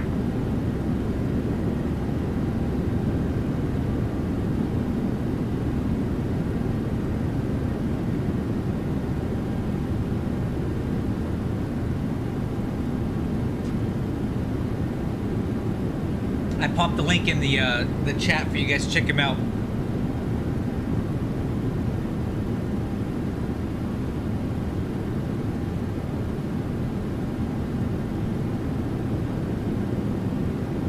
KLM 270, descend and maintain level 330. 330, KLM 270.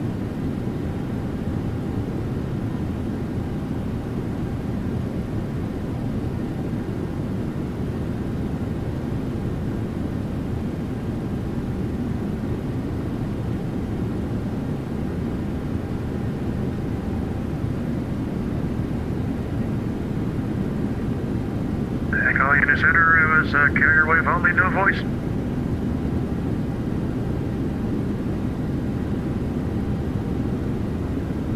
Southwest 1626, traffic 11 o'clock, 5 miles southeastbound, 1,000 feet above is an Airbus A319. American 3129, traffic 12 to 11 o'clock, 42 miles opposite direction, northbound, 1,000 feet below is a Boeing 737. Alright, we'll keep an eye out for American 3129.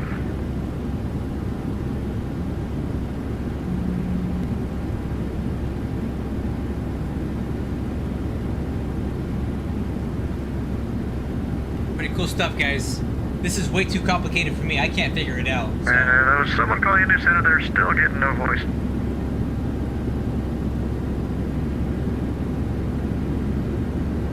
That's us up here. Still got nothing. Sorry, that was November 715 Lima Sierra, passing through flight level 10,000 for flight level 450, about to pass through Tillman about 5 miles. Apologies, my mic was off. 0 Lima Sierra, Indy Center, squawk altitude at tree 156.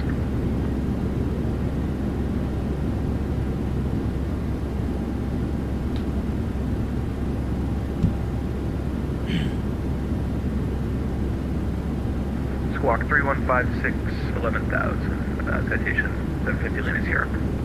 0 Lima Sierra, radar contact, tree 0 miles west of the Terre Haute VUR. Plan to maintain level 450. Plan maintain 450, 750 Lima Sierra.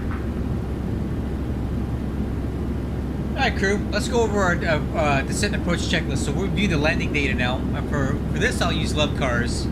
We're looking at about 8.5 on the fuel at landing, so let's press request landing data.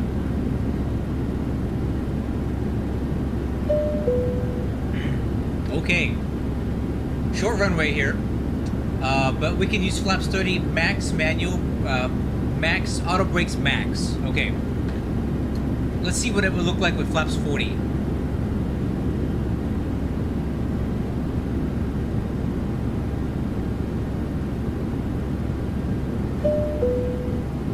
Southwest 2748, fortunately Cleveland Center has closed. Radar service terminated for you change of route. Okay, over to Unicom. We'll talk to you later. Southwest 2748. LM270, Chicago Center is closed. So, flaps 40 looks better. It gives us a VUF of 139, an approach speed of 144, and we can use auto brakes 3, which I would like to do. It says our stopping distance is 25 feet. I think it to be a little better than that. So we'll put that in. Flaps 40, VUF 139. So I'm going to put it in here, 40/139. Okay, and we're going to use auto brakes 3. Let me show you what that's going to look like here. The DCA. So we're landing on runway 1, which is pretty short.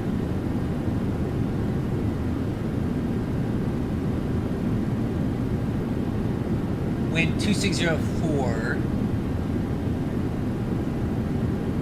Okay. Information Romeo. 2604, so we got a left crosswind, about 4 knots, no big deal. Temperature 22, altimeter 3015. And we can expect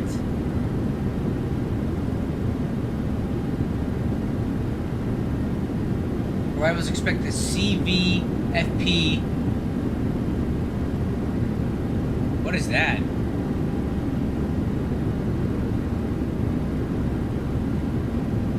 Is that a charted visual? Mount Vernon visual. Ooh. That could be fun.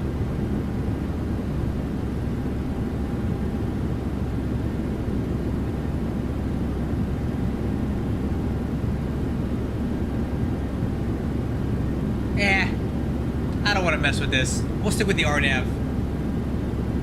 It's a Mount Vernon visual approach, but I'll stick with the RNAV. But as you can see, this is only a 7,000 foot runway, which isn't that short. I mean, it's okay. So, auto brakes 3, we should get off around November or Sierra. Okay, arrival and approach briefing.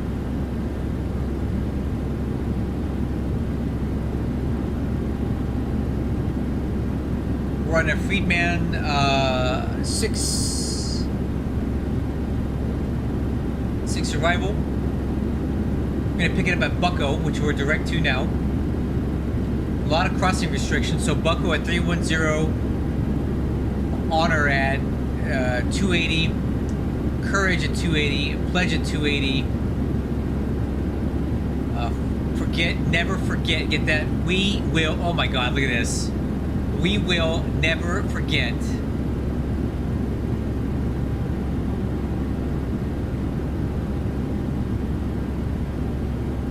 Let's roll. Wow, look at these things. So let's make sure these crossing restrictions are all in there. So real 250, 6,000 feet, and then we're going to turn south at Hero, and we're going to fly some vectors to get lined up for the Irons approach, for the Irons transition. Let me make sure those crossing restrictions are in here. Yep. Look at this, guys. We will never forget. That's so cool.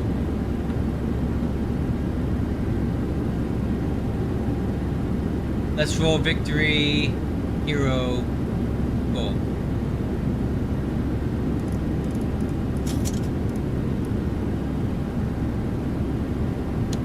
I'm gonna go ahead and brief the RNAV arrival. So we're using the RNAV runway 1 approach. We're gonna pick it up from Irons. So we're gonna probably fly a reciprocal heading of this, so I don't know, 220, and we'll come back around and pick up Irons. Probably be about 3,000 feet here, or 3,500 feet, descending to Marion. Cross that at 2,500 feet. We'll fly continuous descent profile to Baden, and then we'll fly a 3-degree glide path down to the runway threshold at 14 feet. The RVR is 1.25 miles visibility, or 6,000 feet. Oh, check that out. We just got ATC online. Huh. Well, that'll change some stuff. We'll tell them we want to fly the RNAV runway 1 approach. MSA is 2,100 feet. Missed approach is do not exceed 185 knots until Phoebin. Climb at 2,200 feet, and then left turn direct Phoebin on track 327 to Heslow, and on track 327 to GTN, NDB, and Hull. Missed approach requires RNMP less than 1. Yep.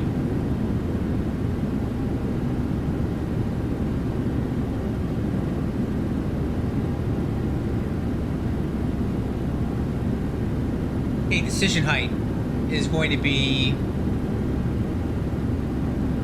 552 Barrow.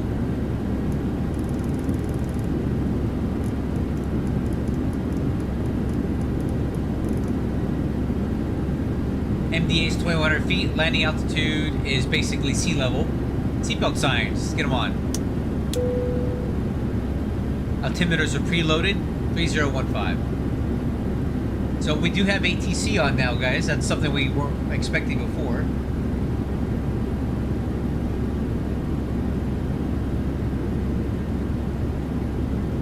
I saw Potomac approach come online.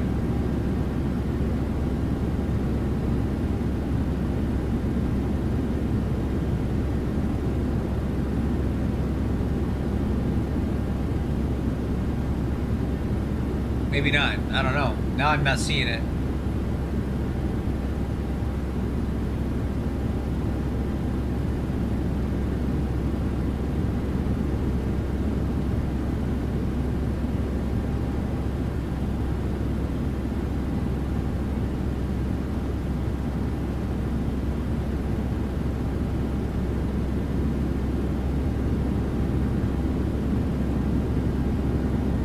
It does not appear that he's set up yet.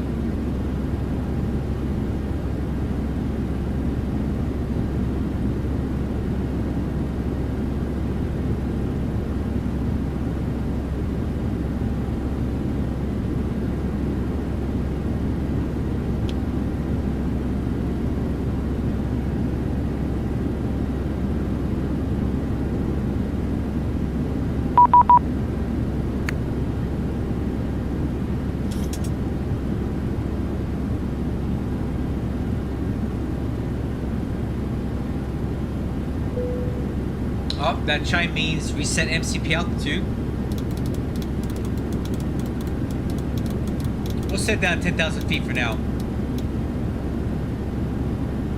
Alright, crew, we are descending. Retard.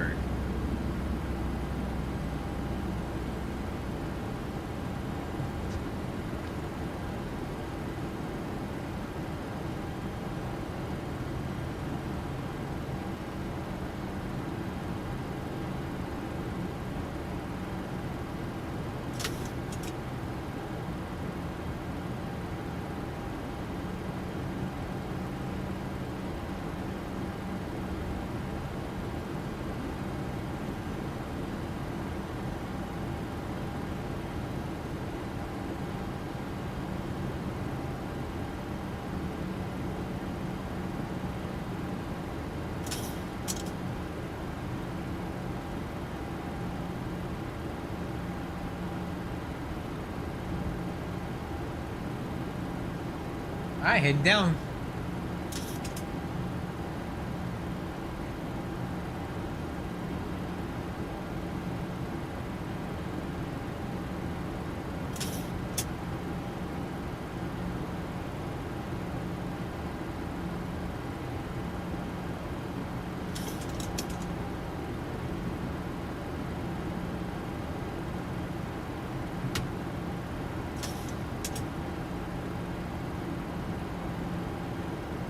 We're getting a little bit faster. I'm gonna have some speed brakes in here.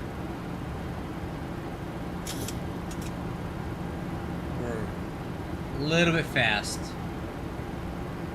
V-nav path. So one thing you should do, guys, when you're flying is whenever you have a flight mode change, you should speak it out loud. So whatever you see change here in the green box, ooh, wow. Say it out loud when you see it change.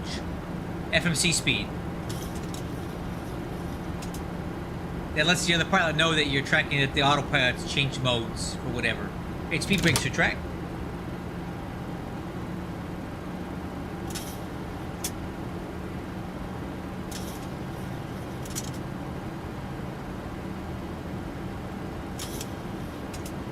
Okay, we're gonna level off at 310 for a bit.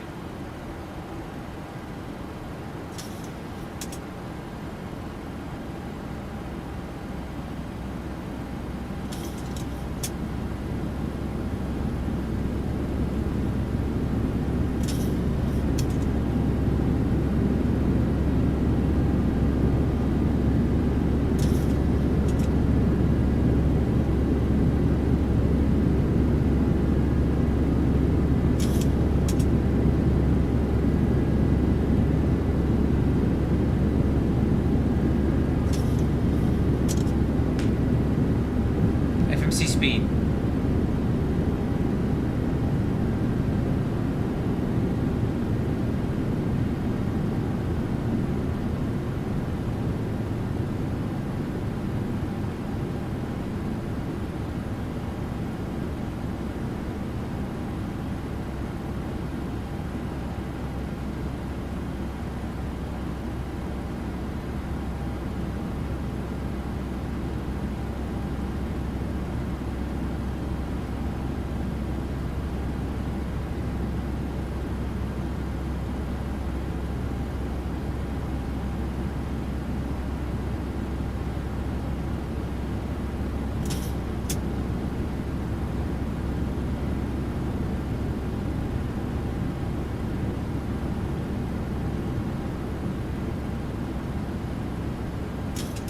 Okay, head down again.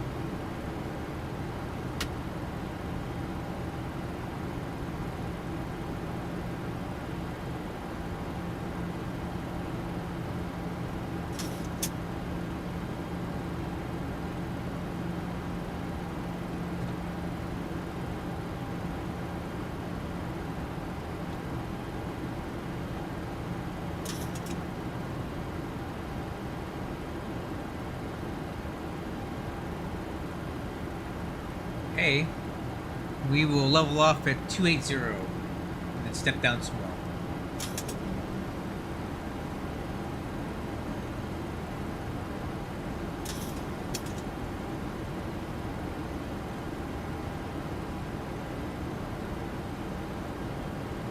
Okay, decel to 280. We're going to hold this for a little bit and continue down.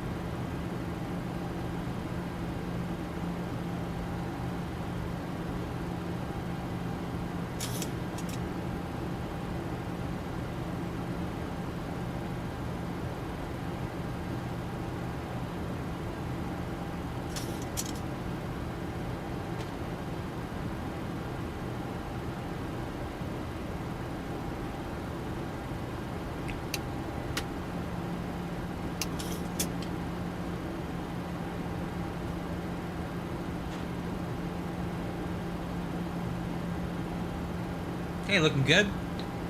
Our profile on speed. Descend through flight level 240.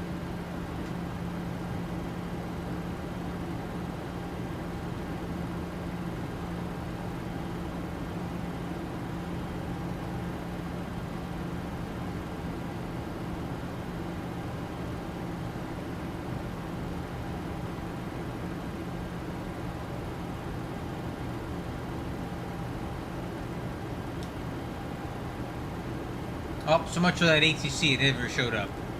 Oh well.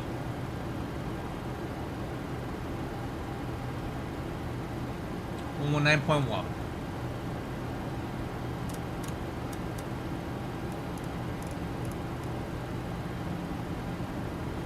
So you may have seen that thing. Oh, speed brakes.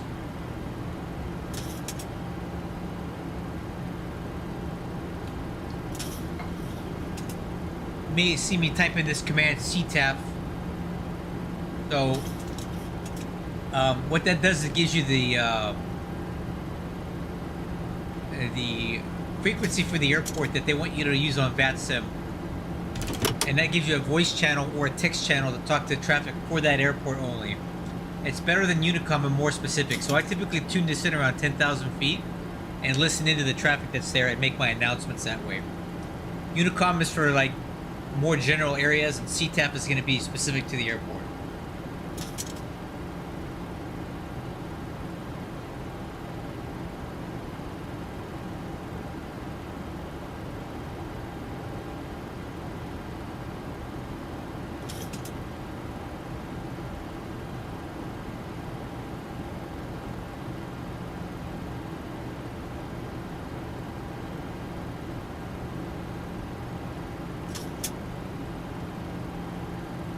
So I think we will do a missed approach at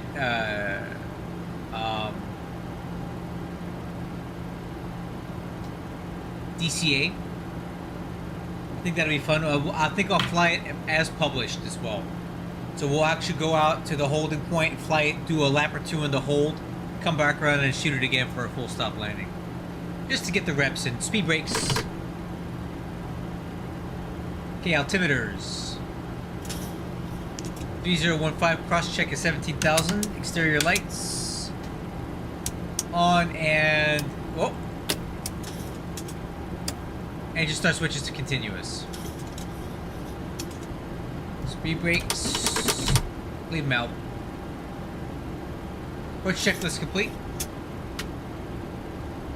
Speed brakes retract, leveling off at 17,000.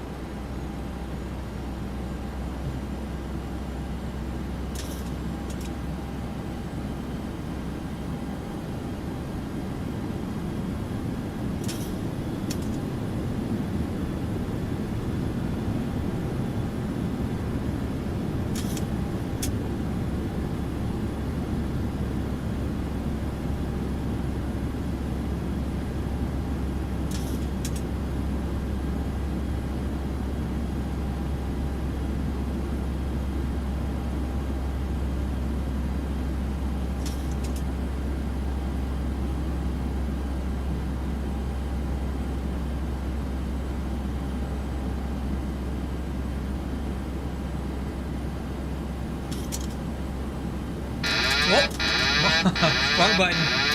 Sorry, I hit the trim wheel. I wasn't trying to do that.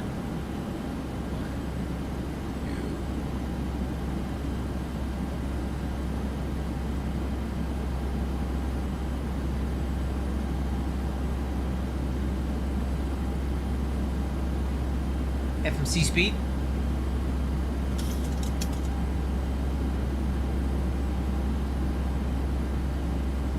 Retard.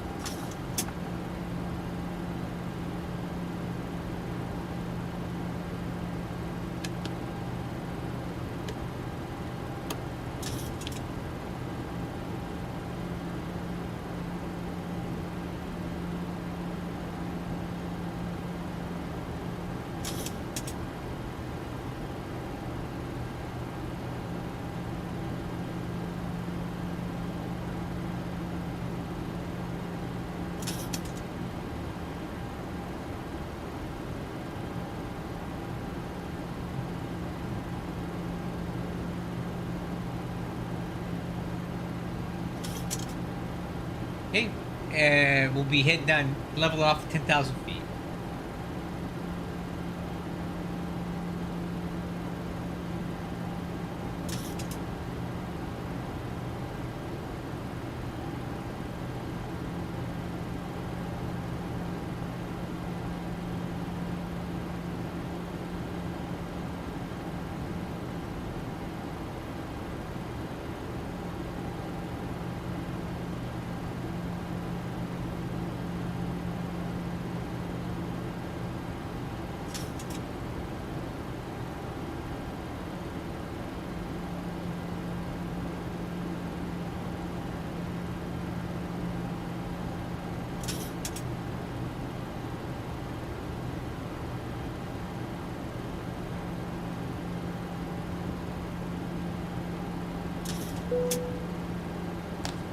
Probably telling us drag required. We gotta get her slowed down.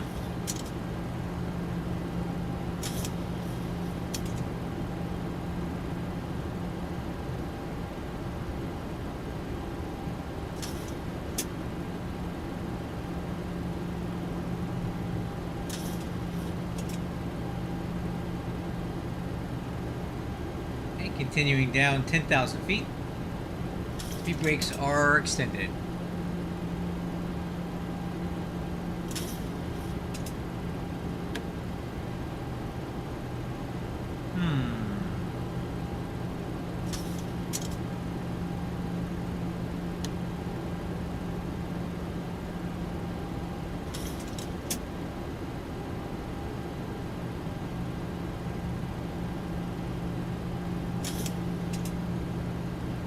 Wow, look at that, guys. That's Washington Dulles there. I recognize that runway off by itself. Speed brakes, retract. Yep, Dulles down there. United Airlines A319 down there. Kind of quiet at Dulles tonight, right? When I fly for UPS, I typically park.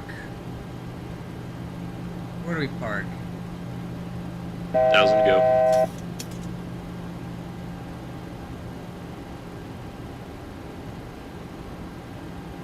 Over here, I think. Something like that.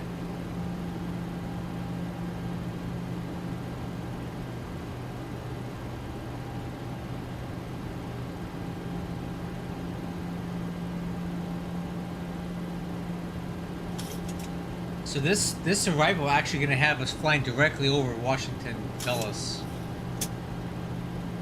Uh-oh, somebody's in trouble.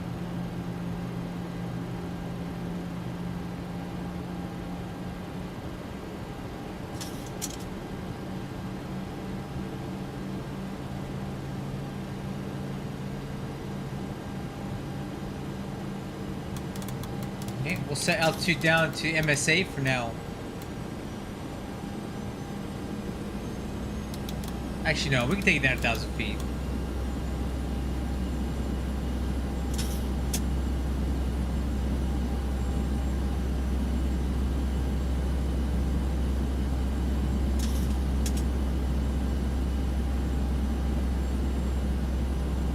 Okay, retard.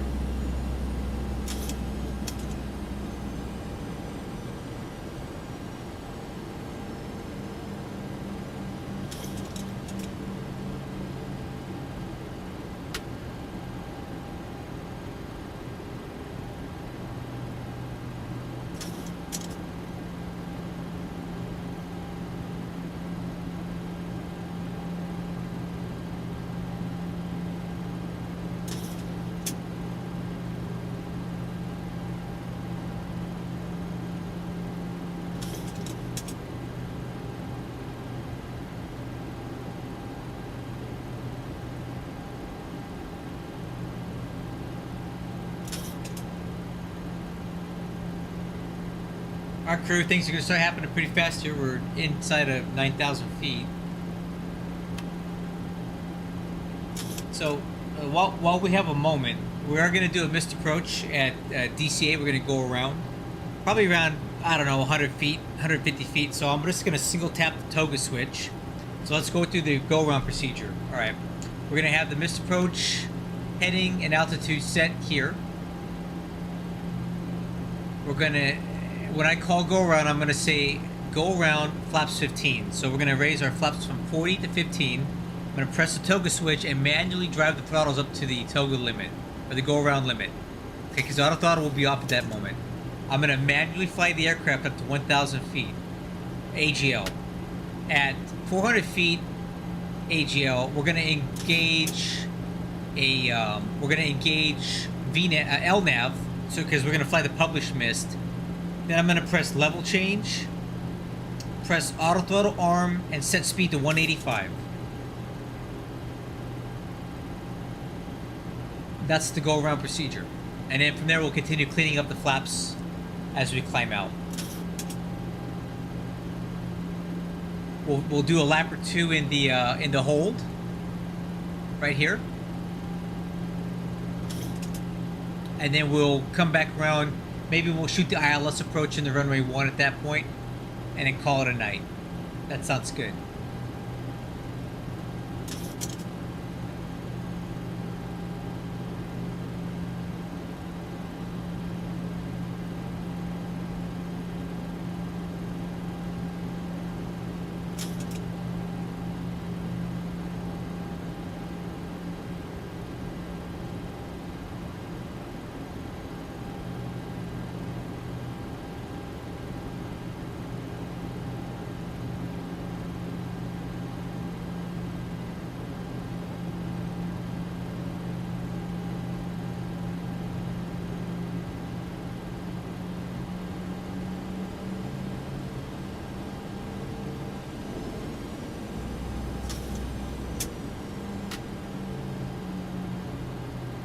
FMC speed.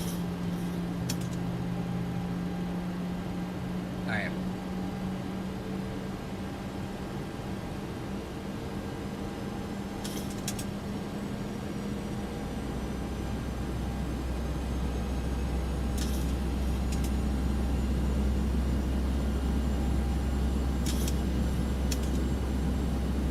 So DCA is actually right over here.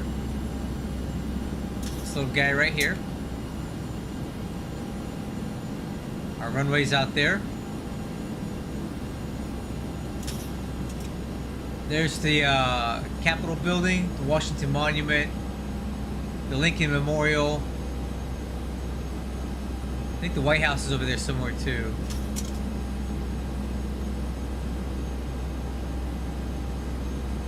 There's the Pentagon right there.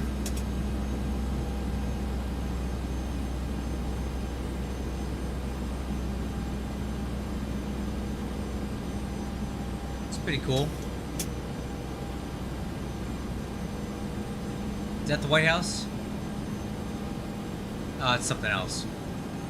Anyway, let's go ahead and start getting this thing slowed down. I'm gonna go vertical speed mode here, and I'm actually gonna fly heading select so we can kind of get vectored a little bit better for getting into the irons. So let's go there. Let's go vertical speed down to 3,000 feet. Oops. 1,000 feet a minute. Let's go ahead and start reducing speed down to 200 knots. And I'll go ahead and dial in the CTF frequency for DCA.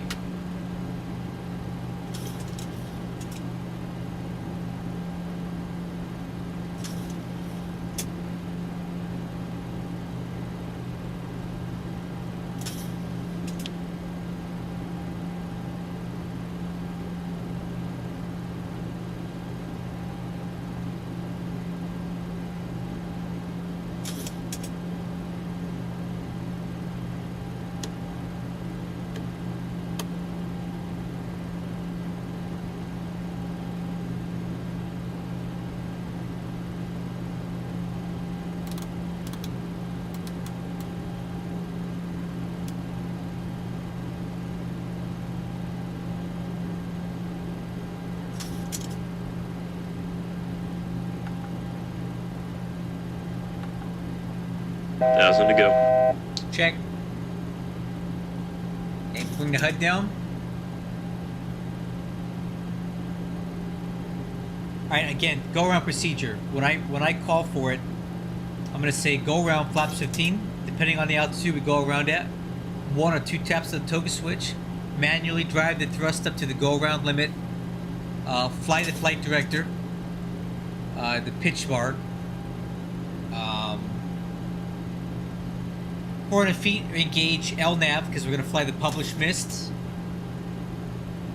At 1,000 feet, level change, auto throttle armed, autopilot on, set speed 185. Altitude acquired.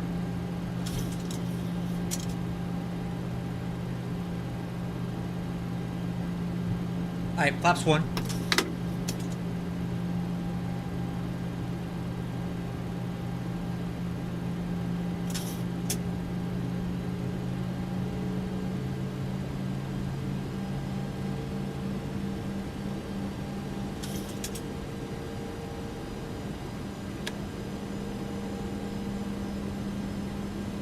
Alright, and then in a minute here, we're going to go direct irons.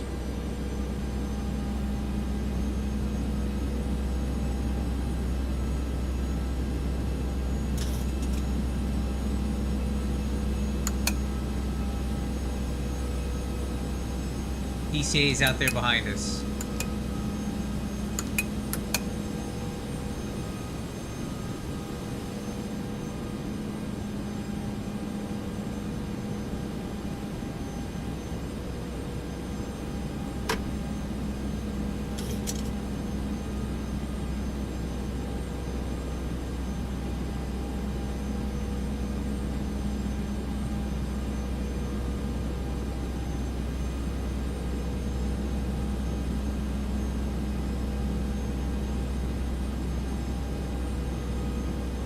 Alright, let's go direct irons, or let's put that in. I'm gonna go ahead and go LNAV, BNAV,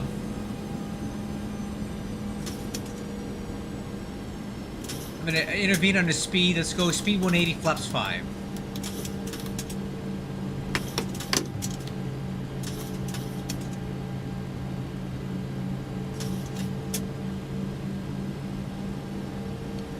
DCA traffic, good evening, Southwest 2748 on the RNAV runway 1 approach.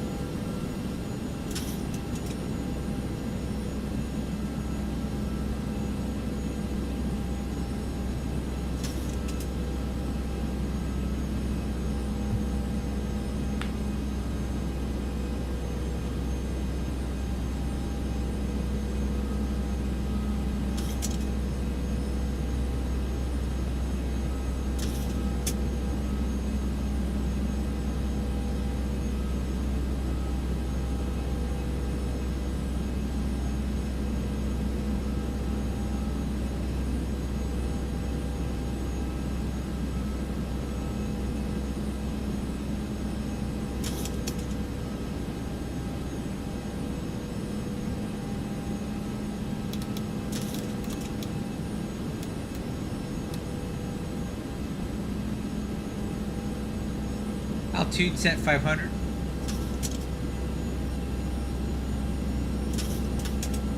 Alright, real quick again, the missed approach procedure. Do not exceed 185 knots until FEVID. Time 2200 feet. Up 200 FEVID, then the Heslow, then try 27 to Jitten, getting NDB and hold. Missed approach requires RMP. Yeah, I got it. Okay, 2200 feet. And the runway heading at DCA is 7 degrees. Put that in there too.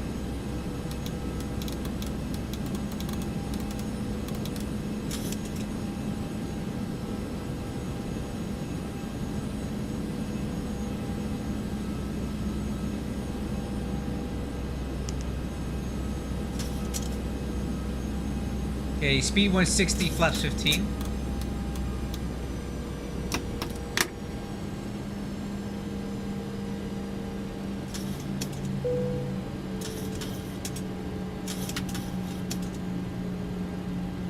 I didn't get done with the heading, did I? 007.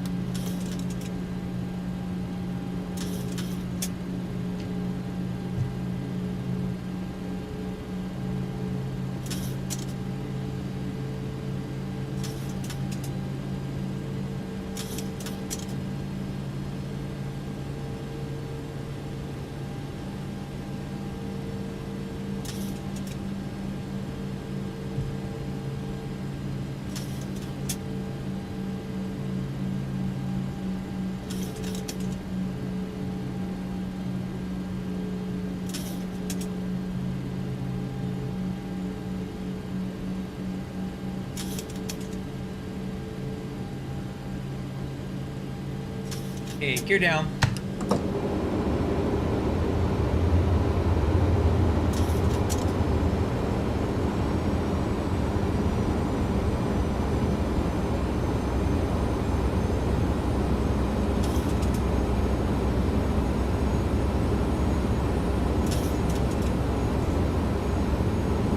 Hey, Jamie.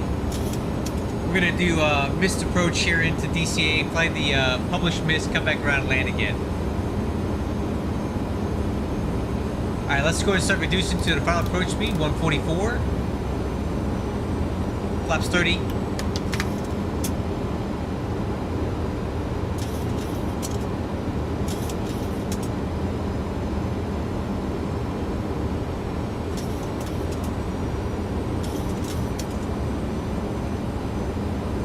Flaps 40.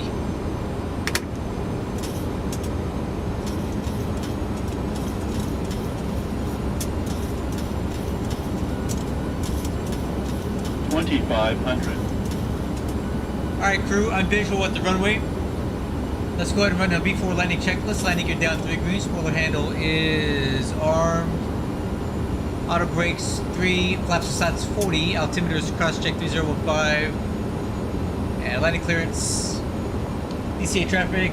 Southwest 2748 on final runway 1. Okay, I'm going to go ahead and take over here. Autopilot off. Auto throttle off.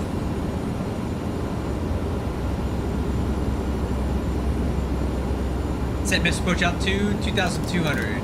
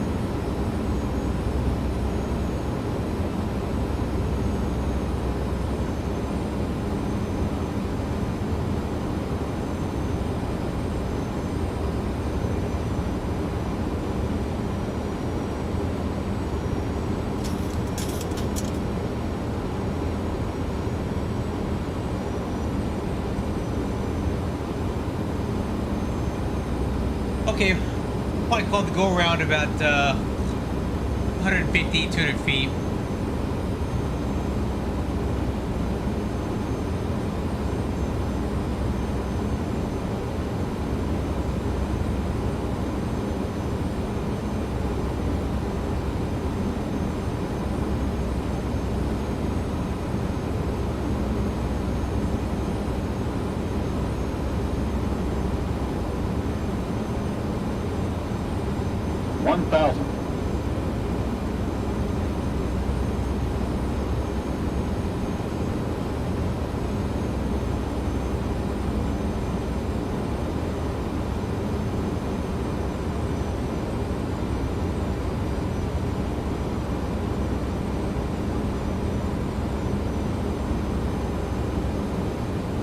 Approaching 1. Okay. Plus 100.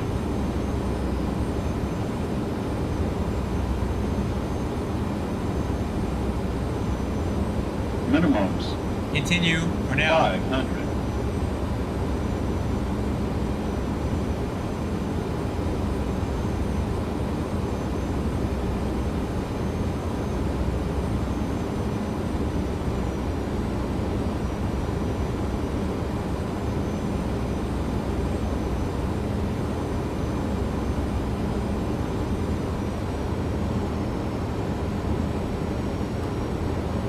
All right, go around.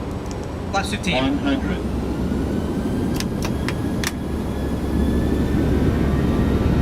Gear up. You're up.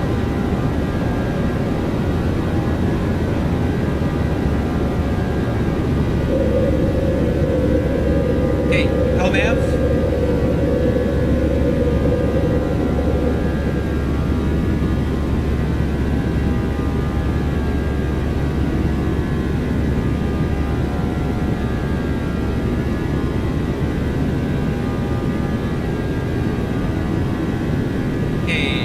Level change, auto throttle, speed 185, autopilot. Nope, doesn't like it.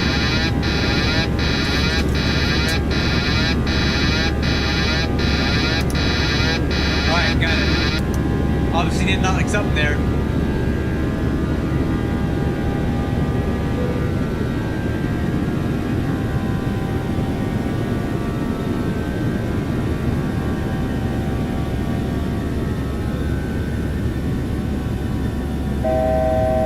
Laps 5. See if I can get the autopilot to come on here. Nope. Alright. Didn't like something there.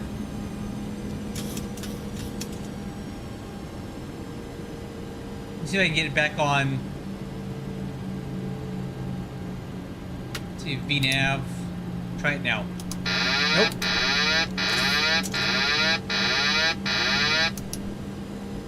Laps 1. It is not liking something here.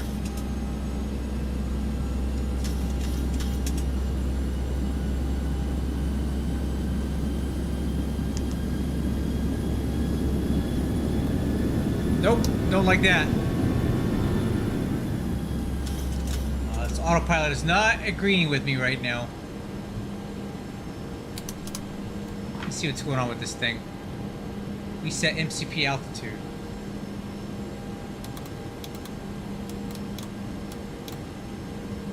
You should fly this thing.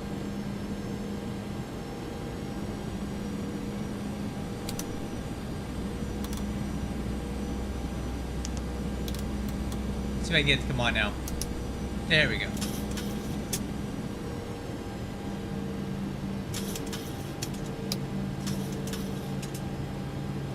Okay, well, had some issues with the autopilot there. Didn't want to come back on after the mist.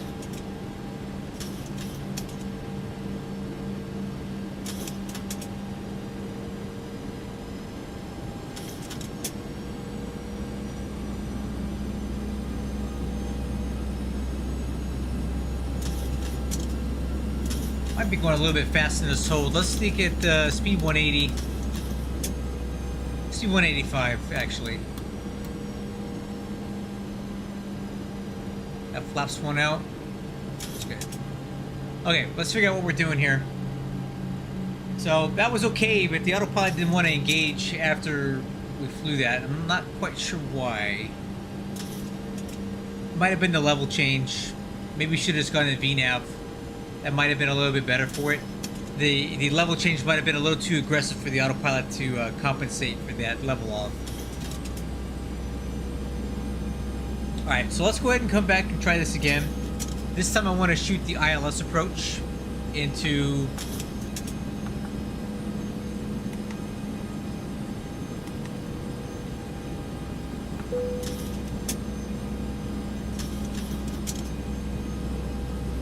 Okay, take it up 25.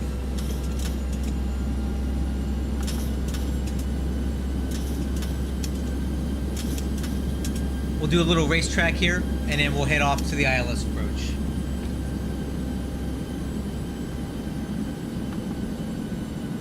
.9.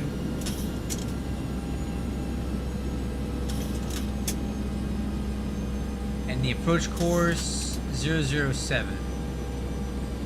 Okay.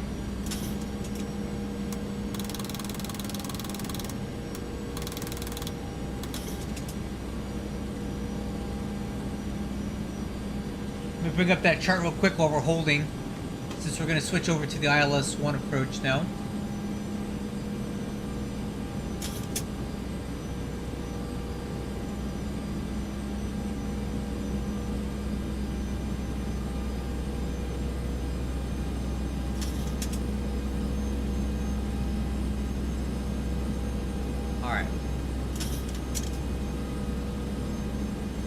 So once we start, once we come in this turn, we'll head 180.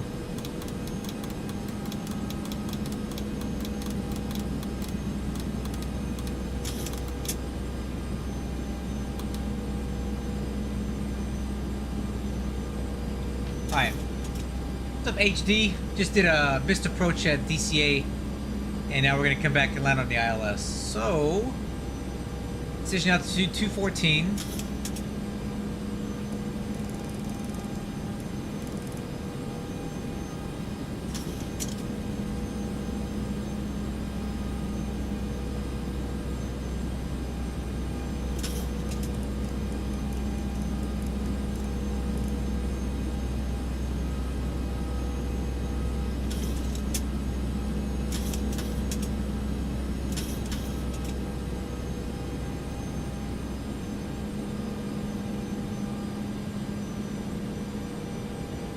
Once we get to the end of that racetrack, start making that turn, we'll go heading select, and we'll fly parallel to the airport and come back around to land. So quickly going over this approach.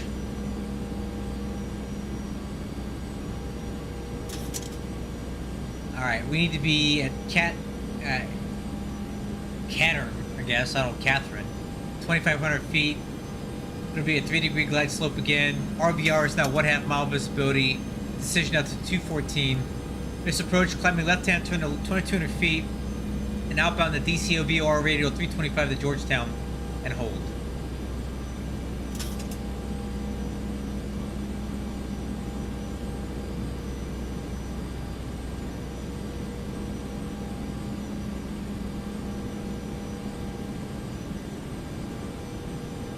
Okay, I'll go ahead and select. And we can go ahead and increase speed. Let's go 210 knots so we can get out of these flaps.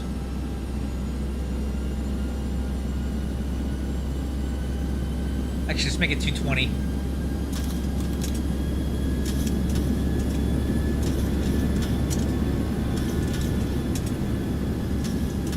Okay, speed checks, flaps up.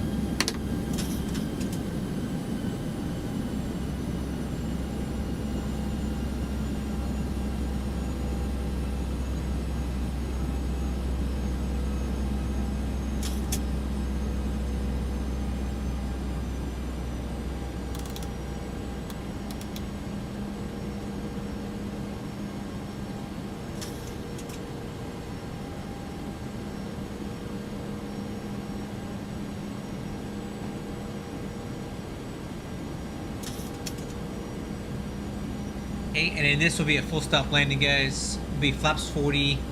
Let's run these numbers again, because now we're down to 6.4 in fuel. See if our approach speed has changed. So 6.4, flaps 40.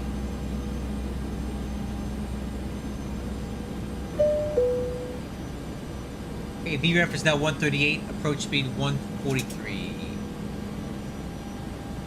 So flaps 40, VREF 138.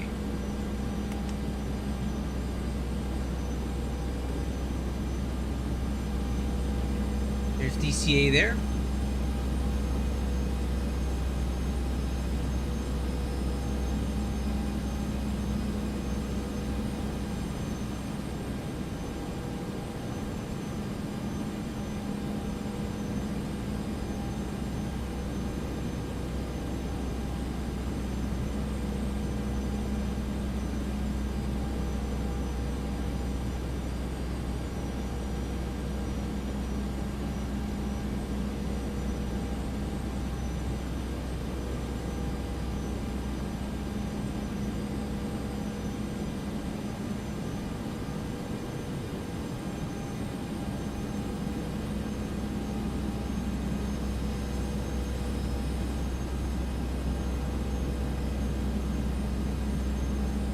Alright, let's go ahead and start slowing her down. We'll go to speed 180.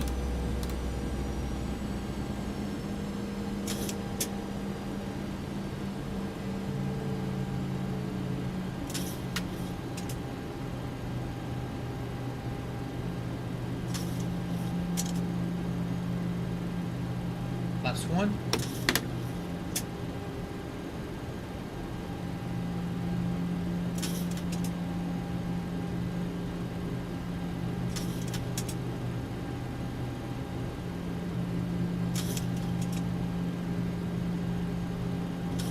Laps 5.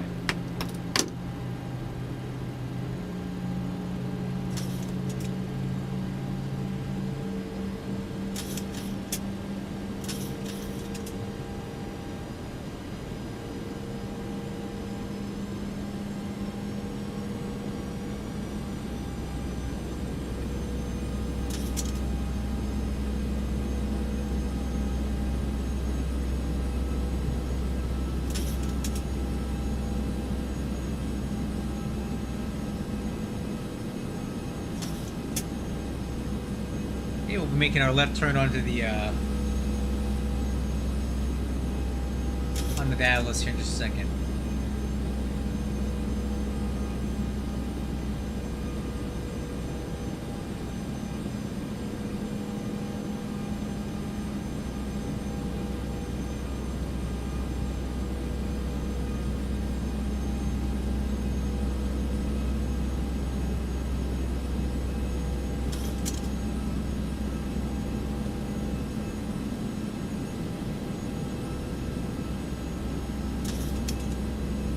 Okay, let's turn.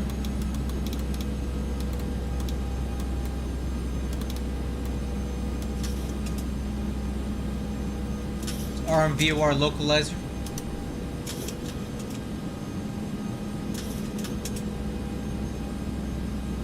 DCA traffic Southwest 2748 turning base for 191.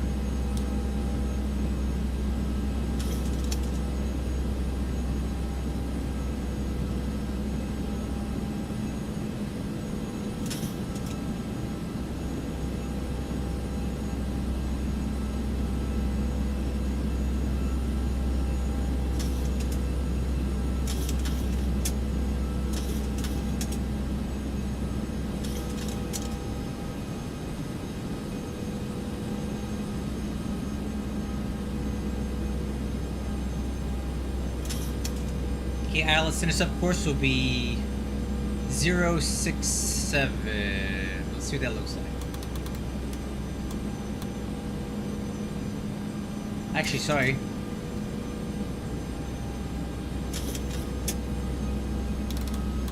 Zero 37. Okay, localizer captured.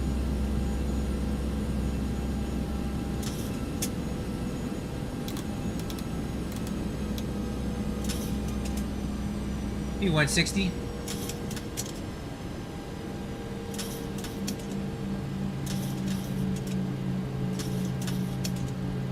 I overshot the localizer just a little. Here now.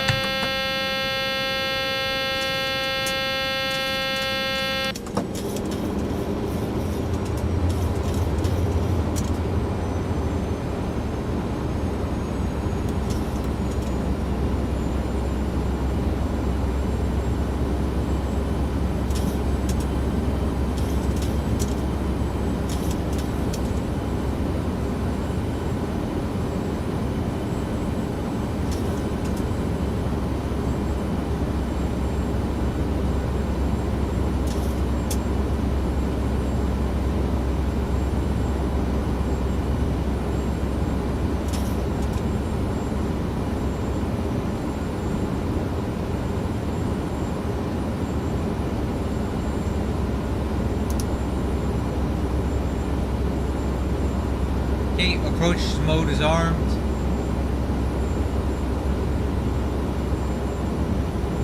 I got the course set right here. Okay, glide slope.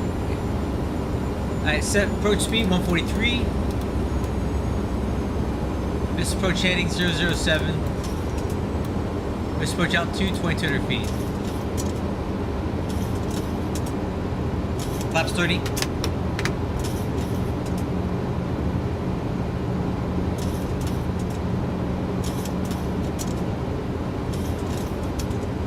Flaps 40. Before landing checklist, landing gear down 3 degrees, spoiler handle armed. Auto brakes 3. Flaps to slats, flaps 40. Altimeters cross check, landing clearance, we're clear to land. No traffic. Right, I think I got it from here.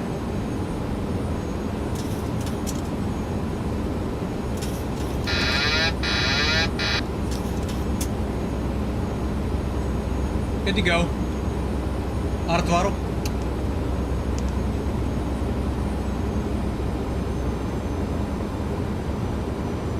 Crosswind from the left, about 5 or 6 knots. Should be no factor.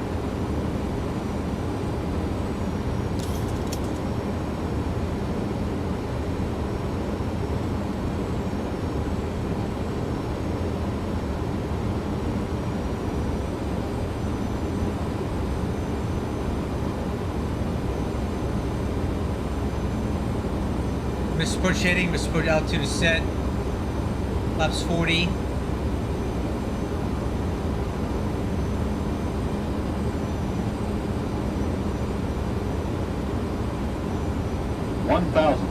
Now's to go.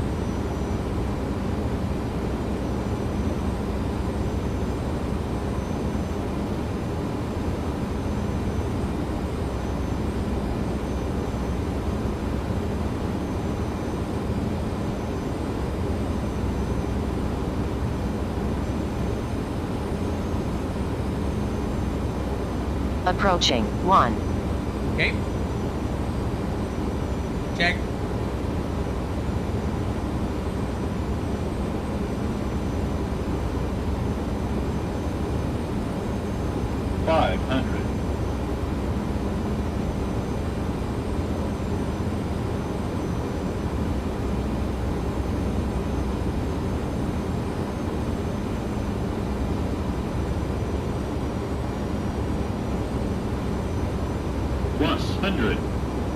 I'm visual.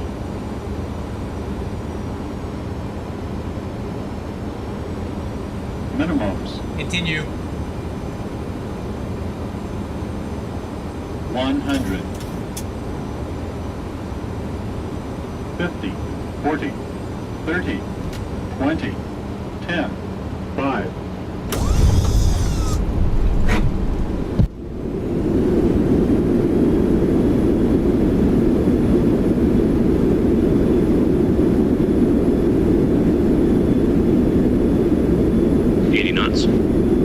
Manual braking.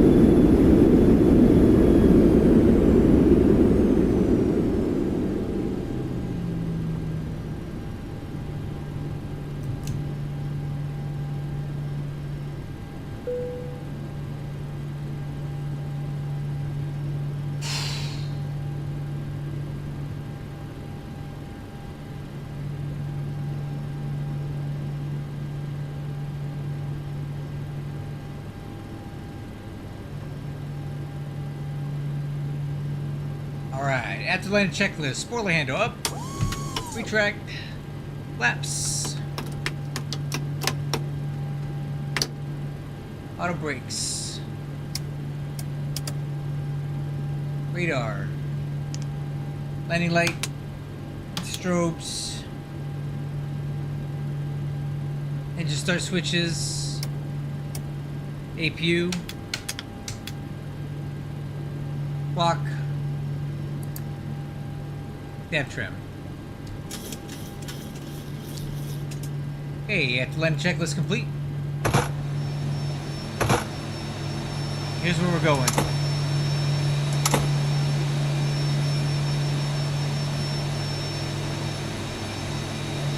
Left turn on to Kilo, and we're going to take Kilo all the way over down to this terminal right here.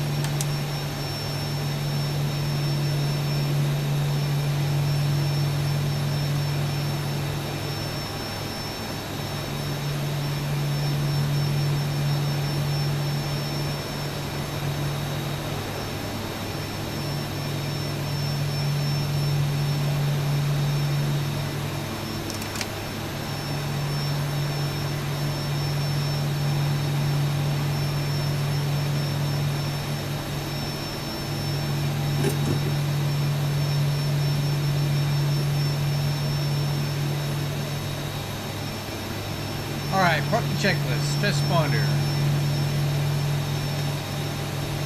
AP gens. No switches.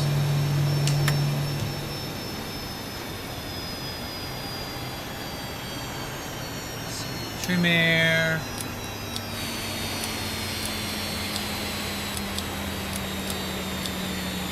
Wow, I can't move my switches today. Window heat.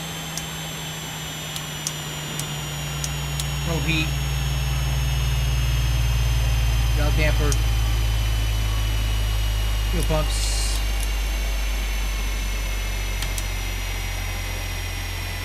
IRS.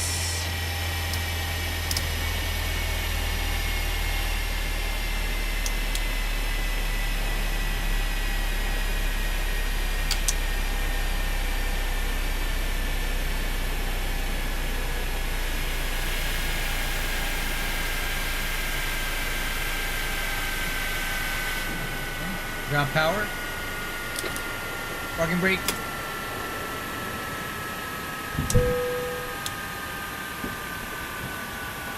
And APU.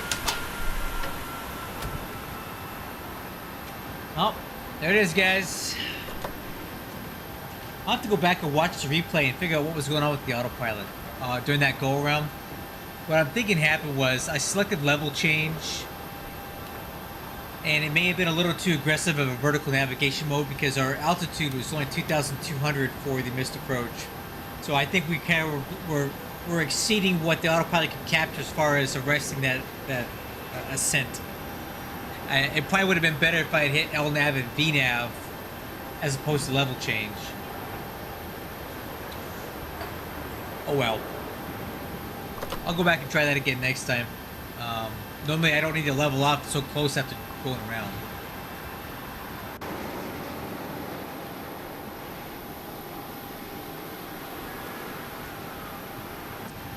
Hope you guys enjoyed this one, and I will catch you guys on the next one, whenever that is. Take care.